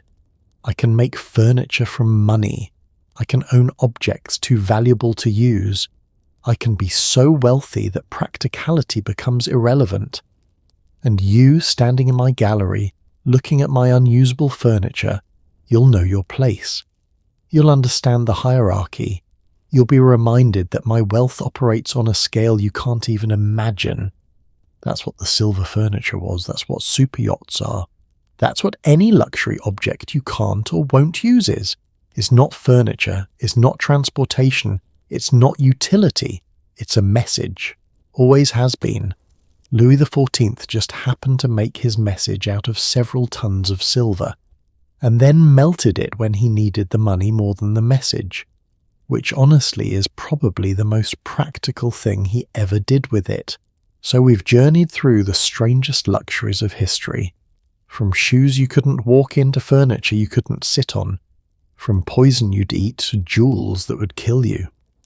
We've seen how the wealthy have consistently chosen spectacle over sense, display over function, status over comfort. But now we need to confront an uncomfortable question. Are we really any different? Have we evolved beyond these absurdities? Or are we just performing the same pageantry with slightly different props? Because everything we've discussed, the chopines, the arsenic, the corsets, the unusable furniture, we've judged from the safety of hindsight. We've looked back at history and thought, how foolish, how ridiculous. We would never. Except we would, we do, we are. Let me show you how little we've actually changed. Scroll through Instagram right now. Go ahead, I'll wait, and tell me what you see in the first 10 posts. I'm willing to bet at least 3 of them feature someone doing something that would fit perfectly into the history we've been discussing. Someone wearing shoes they can't walk in. Someone eating food that's been covered in something inedible for the sake of appearance. Someone showing off something expensive that serves no practical purpose except to signal wealth. We look at the past and laugh. 20-inch chopines? Absurd. Eating arsenic for beauty? Insane. Silver furniture no one could sit on? Ridiculous. But let me show you a few things that are happening right now in our supposedly enlightened modern era, and you tell me if we've really learned anything at all. In 2019, a restaurant in New York called Serendipity 3 Inches introduced a sundae that cost $1,000. The golden opulent sundae included Tahitian vanilla ice cream covered in 23-carat edible gold leaf, drizzled with Amede porcelana chocolate from Italy, topped with chunks of rare Chow chocolate, covered with exotic candied fruits from Paris, finished with gold-draped truffles, and served in a crystal goblet with an 18-carat gold spoon that you got to take home. Does gold leaf taste like anything? No, it's flavourless. It passes through your digestive system completely unchanged. You're literally eating money, digesting nothing from it, and excreting it hours later. But it looks expensive in photos. It signals wealth. It creates Instagram content. Tell me, how is this different from Napoleon III's diamond-dusted dessert that was too dangerous to eat? We've just replaced diamonds with gold and pretended that makes it sophisticated instead of stupid. In 2018, a company called Balenciaga, one of the most prestigious fashion houses in the world, released a shopping bag. Not a designer handbag, a bag that looked almost identical to the blue and white striped plastic shopping bags you'd get at a corner store. Except this one was made from leather and cost $1,790. People bought it. Celebrities wore it. Fashion magazines praised its ironic commentary on consumer culture. A bag designed to look cheap, priced so only the wealthy could afford it, creating a situation where rich people paid nearly $2,000 to look like they were carrying groceries from a bodega. How is this different from serving peacock that tastes terrible but looks spectacular? Same performance, same signalling. We've just replaced birds with bags. In 2020, during the height of the pandemic, while millions were losing jobs and struggling financially, luxury car sales actually increased. Particularly in the ultra-luxury category, cars costing over $300,000, cars that most owners would barely drive, cars that would spend most of their existence in climate-controlled garages. A Bugatti Chiron costs nearly $3 million.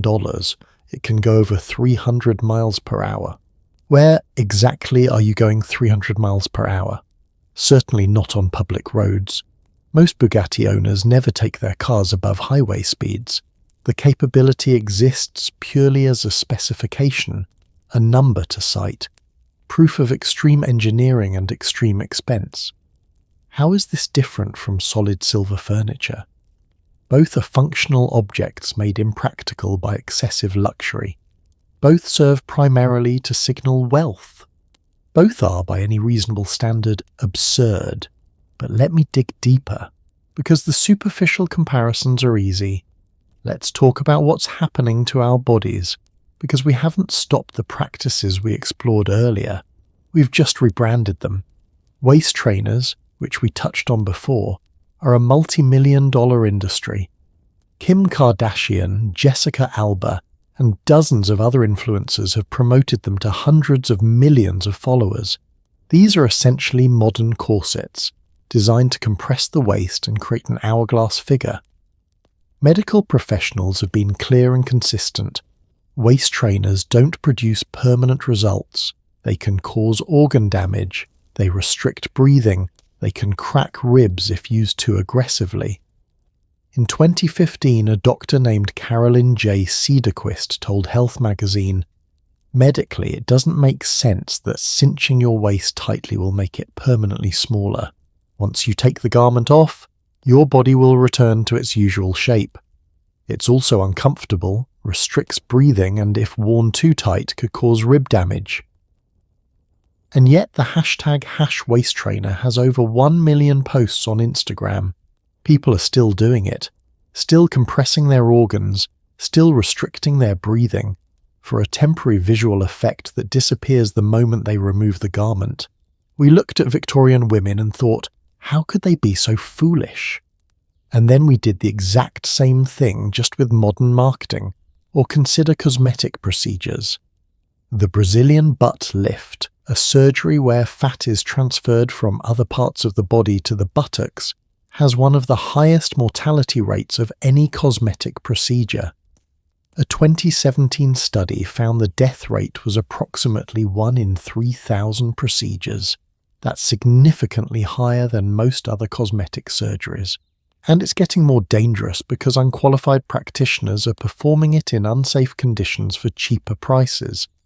The Florida Department of Health has investigated multiple deaths from unlicensed BBL procedures.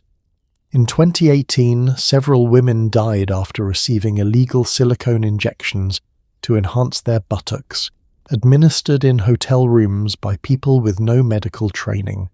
People know this. The risks are publicized. Medical organizations have issued warnings. And yet the procedure's popularity continues to grow, because the ideal body shape currently values a specific proportion of small waist and large buttocks. Proportions that are difficult or impossible to achieve naturally for most body types. How is this different from eating arsenic wafers for pale skin? Both are dangerous practices undertaken to achieve a beauty standard. Both involve knowing risk. Both continue despite medical warnings. We've just moved from poison to scalpel. Let me tell you about something called Snapchat dysmorphia. This is a real term coined by plastic surgeons who noticed patients coming in with photos of themselves with filters applied, asking to look like the filtered version permanently. They wanted surgery to make them look like their own face, but smoothed enlarged eyes, smaller nose, paler skin, all the things filters do automatically. Dr. Tidjane Esho, a cosmetic doctor in the UK, said in 2018, a few years ago, patients would bring images of celebrities to consultations. Now they're bringing filtered versions of themselves. They want to look like an impossible ideal, an ideal that doesn't exist even on the person in the photo. We're asking surgeons to make us look like digital manipulation. We're seeking to transform our actual bodies to match a fake version that was never real to begin with. This is like Victorian women eating arsenic to look like they had tuberculosis, trying to make yourself resemble something that isn't actually healthy or real. But it goes beyond bodies. Let's talk about how we live, how we present ourselves, how we perform wealth. There's a phenomenon now called flexing or flaunting, posting photos of expensive things, luxury experiences, designer goods, exotic vacations, all carefully curated to signal wealth and status.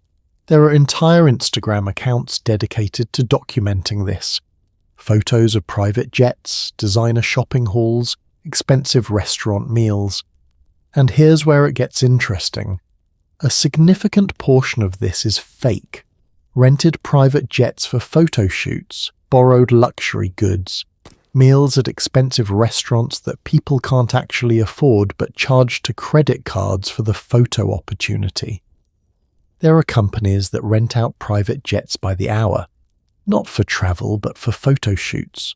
You pay a few $100s, board an empty plane that's not going anywhere, take photos to post on social media claiming you're flying private, and leave. Pure performance. The appearance of wealth with none of the substance. How is this different from the nobles at medieval banquets pretending to enjoy terrible swan while complimenting the host? It's the same performance. The same collective agreement to pretend. We've just moved it from banquet halls to social media. There's a term in economics called Veblen goods, products that become more desirable as they get more expensive, defying normal supply and demand logic.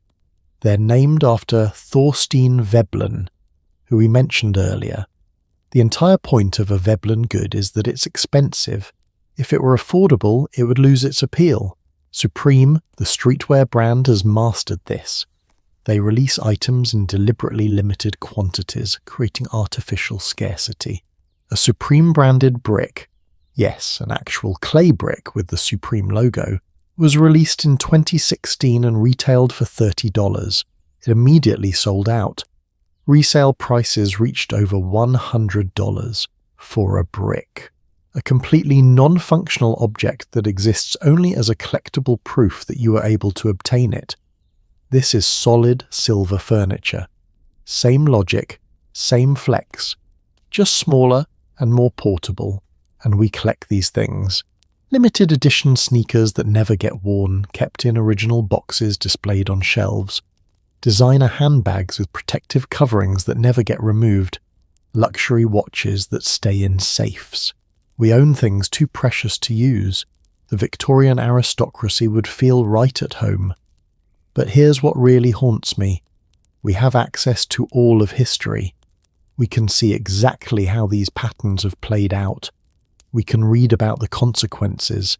We can look at the x-rays of corseted spines, the records of arsenic poisoning deaths, the accounts of how ridiculous the chopines were. We have information that no previous generation had. We have scientific understanding. We have medical knowledge. We have economic analysis. We can see clearly how destructive and absurd these practices were, and we do them anyway. We just give them new names. Waist training sounds more scientific than tight lacing. No. Cosmetic procedures sounds more medical than beauty poisoning. Limited edition collectibles sounds more sophisticated than unusable luxury objects. But the psychology is identical. The behavior is identical. The outcomes are often remarkably similar. So what does this tell us? Are humans just doomed to repeat the same patterns forever? Are we incapable of learning? I don't think that's quite right. I think it's more complicated. Because here's the thing. The people buying waist trainers aren't stupid. The people getting risky cosmetic procedures aren't ignorant. The people collecting $1,790 shopping bags aren't unaware of the absurdity. The people faking luxury lifestyles on Instagram know they're performing. Everyone knows. Just like the Victorian women knew arsenic was dangerous. Just like the nobles knew peacock tasted terrible. Just like Marie Antoinette knew her 4-foot hairstyles were impractical. Knowing doesn't stop the behavior because the behavior isn't about individual choice in isolation. It's about social systems, about what's rewarded, about what's valued, about what determines your place in the hierarchy. If everyone around you is measuring worth through displays of luxury, through adherence to beauty standards, through performance of wealth, then opting out means losing social capital. It means being less visible, less influential, less valued by the systems that determine success. You can know the waist trainer is unhealthy, but if the modelling job requires a certain waist measurement, what are you supposed to do? You can know the Instagram flexing is fake, but if that's how your industry builds influence and influence determines income, what are you supposed to do? The system creates the pressure. Individual knowledge doesn't relieve that pressure. This is why doctors speaking out against corsets didn't stop tight lacing. Why medical warnings about arsenic didn't stop its use. Why no amount of pointing out how uncomfortable chopines were made them go out of fashion until fashion itself changed. The absurdity isn't individual, it's systemic. And individual enlightenment doesn't fix systemic problems. But, and this is crucial, systems do change. Fashion does evolve. Beauty standards do shift. The specific forms that wealth signaling takes do transform over time. Chopines eventually fell out of fashion. Corsets became less extreme. Arsenic cosmetics were eventually banned. Silver furniture was melted down. Not because individuals suddenly got smarter, but because the social and economic conditions that created those practices changed. Chopines fell out of favour when fashion moved away from the silhouette they created. Corsets relaxed when women's social roles expanded and required more physical mobility. Arsenic cosmetics were regulated when consumer protection laws developed. Silver furniture was melted when war made the monetary value more important than the symbolic value. The practices ended not through individual enlightenment but through systemic change. So what does that mean for us? For modern luxury absurdities? It means that pointing out how silly waist trainers are won't end waist trainers. Explaining that gold leaf ice cream is stupid won't stop people from buying it. Laughing at fake Instagram luxury won't end the performance. What will end them, or transform them, or replace them with different absurdities, is when the underlying systems change. When the algorithms that reward performance change. When the economic structures that make wealth concentration possible shift. When the beauty standards that create demand for dangerous procedures evolve, and those things do change. They change slowly, unevenly, often in ways we don't immediately recognize. But they change. 20 years ago, social media didn't exist. The specific performances we're doing now weren't possible. 20 years from now, whatever replaces Instagram will create different pressures, different performances, different absurdities. The specific form changes. The underlying human impulses, the desire for status, for beauty, for belonging, for recognition, those are probably eternal. But how those impulses get expressed, what behaviors they create, what practices they encourage, those are shaped by the systems we build, and systems, unlike human nature, can be changed.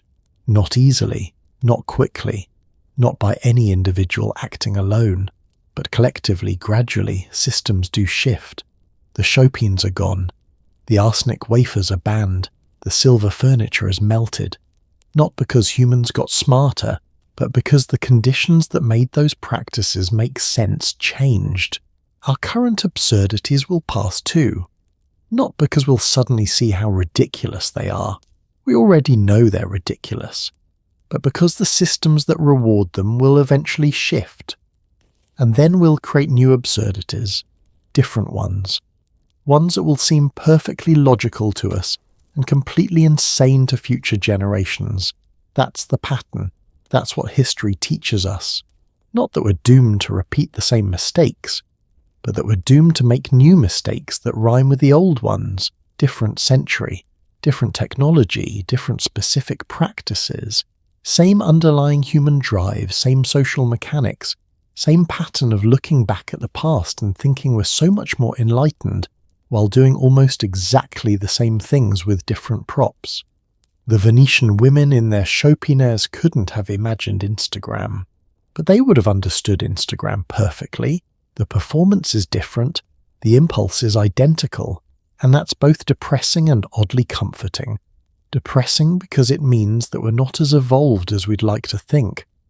Comforting because it means that the people of the past weren't stupid or primitive. They were responding to their systems the same way we respond to ours. We're all just humans, shaped by our contexts, performing the roles our societies expect, even when those roles are absurd. The question isn't whether we'll stop being absurd. We won't. The question is, what will future generations say about our specific flavour of absurdity? What will they look back on and think, how could they have been so foolish? The waist trainers, probably. The gold-covered food, certainly. The fake private jet photos, definitely. The cosmetic procedures that reshape bodies to match filters that don't represent reality. That one's going to look particularly bizarre. But we won't stop. We'll just move on to the next thing. The next performance, the next signalling mechanism, the next way to demonstrate status, achieve beauty standards, belong to the groups we want to belong to. Because we're human, and humans have always been this way, and probably always will be. Different century, different absurdities. Same beautiful, ridiculous, striving humanity. We've spent this long night together exploring the strangest, most excessive, most absurd luxuries in human history. We've seen how wealth corrupts sense, how status demands sacrifice, how the pursuit of luxury has led people to do genuinely insane things. But there's one more thing we need to acknowledge before we end this journey. One final truth that ties everything together. One last observation about what all of this, the chopines, the arsenic, the corsets, the poison jewellery, the silver furniture, the modern madness, what all of it really means. Let me leave you with one final thought. Here's what I think about late at night, when I can't sleep and I'm turning all of this over in my mind. Maybe luxury was never supposed to make sense. Maybe that's the entire point.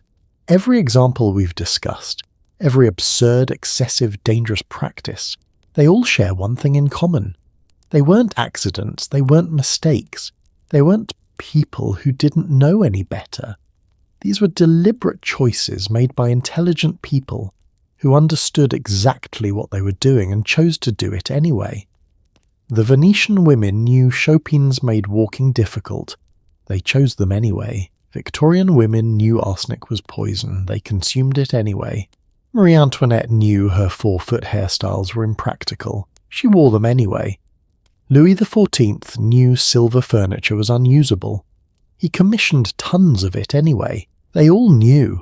And that's what makes it interesting. Because when you choose something that doesn't make practical sense, you're making a statement. You're saying, I'm not bound by practical concerns. I'm above utility. I can afford to be impractical.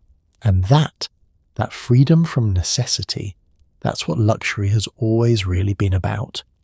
Think about it. What's the difference between someone who's comfortable and someone who's truly wealthy? Someone who's comfortable has everything they need. Nice house, reliable car, good food, quality clothing, all functional, all useful, all making their life better in tangible ways. But someone who's truly wealthy, they have things they don't need. Things that don't make their life better in any functional way. Things that might actually make their life worse. More complicated, more expensive to maintain, more restrictive. And that's the point. That's the signal. That's how you know they're not just comfortable. They're wealthy. They can afford to own things that are purely symbolic, purely for show, purely to demonstrate that they're not constrained by the same considerations as everyone else. The chopine said, I don't need to walk efficiently, I have servants to carry me. The arsenic said, I don't need to be healthy, I need to be beautiful. The corset said, I don't need to breathe properly, I need to have the right silhouette. The silver furniture said, I don't need functional chairs, I need impressive ones. In every case, the message is the same. Normal rules don't apply to me. And here's the thing, that message works. It's always worked. Because luxury creates distance. It separates the wealthy from everyone else. It makes them literally different, operating by different rules, living in different ways, performing a different kind of humanity. When you see someone in chopines, you know immediately that person is not like you. They cannot do the things you do. They live in a different world by different standards with different priorities. That's the point of luxury. Not comfort, not utility, not even really beauty, though beauty is part of the performance. The point is differentiation. The point is creating and maintaining hierarchy through visible, undeniable difference. And we're still doing it. We've always been doing it. We'll always be doing it as long as hierarchies exist. But here's what I've realized. After spending all this time thinking about historical absurdity and modern excess, maybe that's not entirely bad. Wait, hear me out. Yes, a lot of what we've discussed is genuinely harmful. Poisoning yourself with arsenic is objectively bad. Crushing your organs with corsets is objectively bad.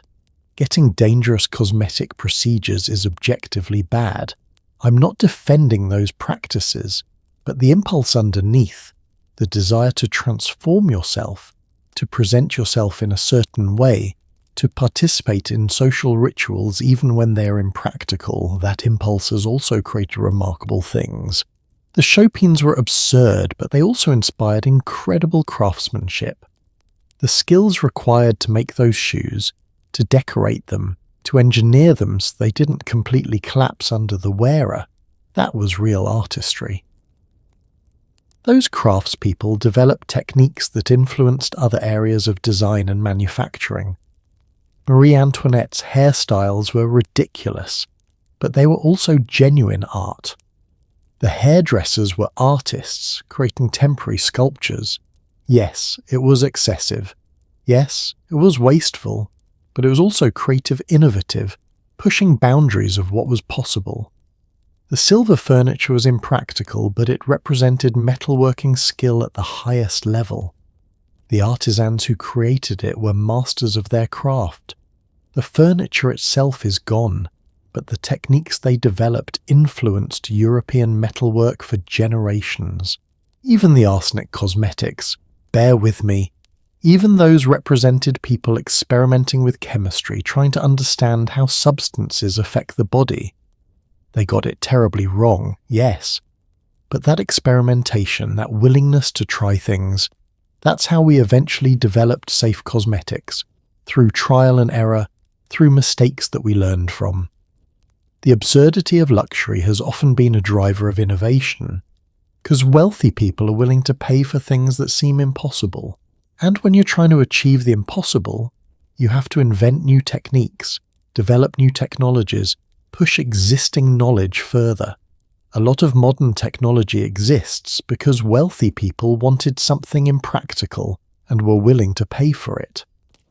Advances in materials science, manufacturing techniques, design principles, many of them came from luxury goods industries where cost was no object, and the goal was to create something that had never existed before. So there's a strange paradox here. The same impulse that leads to destructive practices also drives creativity and innovation. The desire to be extraordinary, even when extraordinary means impractical or excessive. That's caused harm, yes, but it's also created beauty and advanced human capability. I'm not saying it's worth it. I'm not saying the trade-off is good, but I am saying it's complicated. More complicated than wealthy people are stupid and vain. Because here's another truth. A lot of these practices brought people joy, real joy, even when they were painful or dangerous or expensive. The Victorian woman in her corset, achieving the perfect silhouette, receiving compliments at a party, she might have been in pain, but she was also experiencing the joy of meeting a standard, of being admired, of belonging. That joy was real, even if the cost was high. The noble wearing poison jewelry wasn't just paranoid. They were participating in a culture of intrigue, of power games, the thrill that comes from operating at high stakes. That was part of their life's excitement. The Instagram influencer posing in a rented private jet isn't just shallow. They're experiencing the pleasure of performance, of creativity, of crafting an image and seeing it work. That's a kind of artistry, even if we don't respect it. The experiences were real. The joy was real. The pain was also real. The harm was also real. Both things can be true simultaneously, and maybe that's the most important lesson from all of this. Not that luxury is stupid, not that we should stop caring about beauty or status or belonging, but that we should be honest about the costs, clear-eyed about the trade-offs, aware of what we're choosing and why. The Victorian women who chose corsets over health, they made a choice. We can disagree with that choice. We can say the system that forced that choice was unjust. But we should acknowledge that it was in fact a choice. They weighed the options available to them and made a decision. Same with the modern person getting cosmetic surgery, or buying expensive shoes they can't walk in, or performing wealth they don't have. These are choices. Choices shaped by systems, yes. Choices under pressure, absolutely. But choices nonetheless. And if we want different choices to be made, we need to change the systems that make certain choices seem necessary. Shaming individuals for participating in the systems they're born into doesn't accomplish anything. It just adds guilt to the existing pressure. What we can do, what we should do, is recognize the patterns, see how they repeat, understand the mechanisms, and then work to create systems where the choices are different, where achieving beauty doesn't require poison, where signaling status doesn't require bankruptcy, where belonging doesn't require conforming to impossible standards. That's hard work, much harder than just laughing at historical absurdity or judging modern excess. But it's the work that actually matters, because here's what I've learned from spending all this time with history's strangest luxuries. The problem was never really the chopines or the corsets or the arsenic or the silver furniture. Those were just symptoms.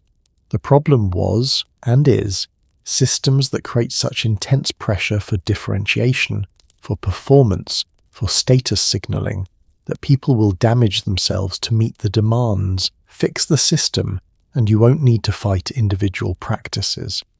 The practices will naturally evolve into less harmful forms. Maybe not harmless. Humans will always find ways to compete, differentiate, to perform, but hopefully less destructive. And who knows? Maybe in 300 years people will look back at our era and see patterns we can't see. Maybe they'll identify the through line connecting waist trainers to chopines to whatever comes next. Maybe they'll understand our absurdities better than we understand them ourselves. That's what history gives us. Perspective, pattern recognition, the ability to see ourselves in others, separated by centuries but connected by the same basic human drives. We look at the past and we see ourselves.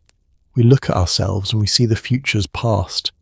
We're all just humans, trying to figure out how to live, how to belong, how to matter, and sometimes, often, we get it hilariously, tragically, absurdly wrong. But we keep trying, we keep experimenting, we keep creating new ways to be excessive, new forms of luxury, new methods of signaling worth. Different century, different methods. Same underlying hope, that how we look, what we own, how we present ourselves will somehow make us matter more, will make us more valuable, more worthy, more loved. It doesn't work, of course. The chopines didn't make the Venetian women more lovable. The arsenic didn't make Victorian women more worthy. The silver furniture didn't make Louis XIV more secure in his power. He melted it all when he needed money. External luxury has never fixed internal worth. Status symbols have never created genuine status. Performance has never replaced substance. But we try anyway. We've always tried. We'll probably always try. Because we're human. And humans need to believe that there's something we can do, something we can buy, something we can wear or consume or own that will change how we're seen, how we're valued, how we matter. And maybe, the kindest thing we can do is acknowledge that drive without condemning it, understand it without encouraging its most destructive forms, see the humanity and the absurdity. The Venetian woman in her chopines wasn't stupid. She was human, trying to navigate a system that valued certain aesthetics over practical sense. The Victorian woman eating arsenic wasn't ignorant. She was human, trying to meet standards that her society deemed necessary for worth. They were us. We are them. Just in different costumes, with different props, playing slightly different versions of the same games. And somewhere, 300 years from now, someone will look back at our era, at our waist trainers and our gold-covered food and our Instagram performances, and they'll either laugh at our foolishness or recognize themselves in our struggles. Probably both, because that's what history is. A mirror and a window showing us both who we were and who we are, revealing patterns we keep repeating while somehow believing each time that we're doing something new. We're not doing something new, we're doing something eternal. The human struggle to matter, to belong, to be seen as valuable, expressed through the language and tools and possibilities of our specific moment in time. The chopines are gone, but the impulse that created them, that's still here, still operating, still driving behavior, just in different forms. And maybe that's okay. Maybe that's just what it means to be human, to want more than we need, to reach for impossible standards, to create beauty and absurdity in equal measure, to confuse luxury with necessity and performance with authenticity. Maybe we'll never stop confusing luxury with madness because on some level they're the same thing. Both are about exceeding necessity. Both are about going beyond what's required for survival. Both are about the uniquely human capacity to create meaning and hierarchy and desire out of things that, objectively speaking, don't really matter. But they matter to us. They've always mattered to us. And so we build chopines that break our ankles, and powder that poisons our skin, and furniture too heavy to sit on, and Instagram feeds too perfect to be real. We know it's absurd. We do it anyway.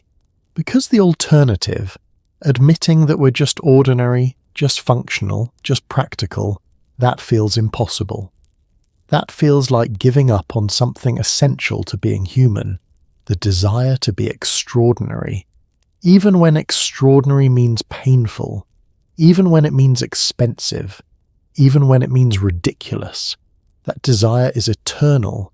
The forms change, the desire remains, different century, different madness, same beautiful, foolish, striving humanity, reaching for something more, always reaching, never quite arriving, but finding meaning in the reaching itself.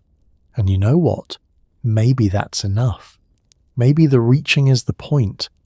Maybe luxury was never about the destination, the perfect waist, the perfect skin, the perfect status. Maybe it was always about the performance, the ritual, the shared understanding that we're all performing together, all reaching for impossible standards, all complicit in the beautiful absurdity of being human. The chopines couldn't make you tall enough. The arsenic couldn't make you beautiful enough. The corsets couldn't make you perfect enough. The silver furniture couldn't make you secure enough. And our modern equivalents won't either. But we keep trying. And maybe, that persistent, foolish, beautiful trying is what makes us human. What makes us interesting? What makes us worth studying 300 years later, when new generations look back and marvel at our absurdities while creating their own? We're all just walking on impossible shoes, trying not to fall, pretending we're comfortable, hoping someone notices how hard we're trying, how much we're performing, how desperately we want to matter. And that shared struggle, that collective absurdity, that might be the most human thing of all. So here we are, at the end of our journey through history's most ridiculous luxuries. We've seen how the wealthy turned wealth into performance, how they chose discomfort over ease, danger over safety, spectacle over sense. We've seen that we're still doing it. We haven't learned. We've just updated our costumes and props. We're the same humans driven by the same desires, making the same basic calculations about what we're willing to sacrifice for status, for beauty, for belonging. And maybe that's the final lesson. Not that we're doomed to repeat history, but that we are history. We're not separate from the people we've discussed. We're continuous with them. They are us, we are them, and whoever comes next will be us too. Looking back at our absurdities with a mixture of horror and recognition. The chopines have crumbled, the arsenic bottles are empty, the corsets are in museums, the silver furniture is melted and gone. But the impulse that created them, the uniquely human drive to exceed necessity, to reach for impossible standards, to confuse luxury with worth, that's eternal, will keep creating new absurdities, new ways to be excessive, new forms of beautiful, expensive madness. 'Cause that's what humans do. That's what we've always done. That's probably what we'll always do.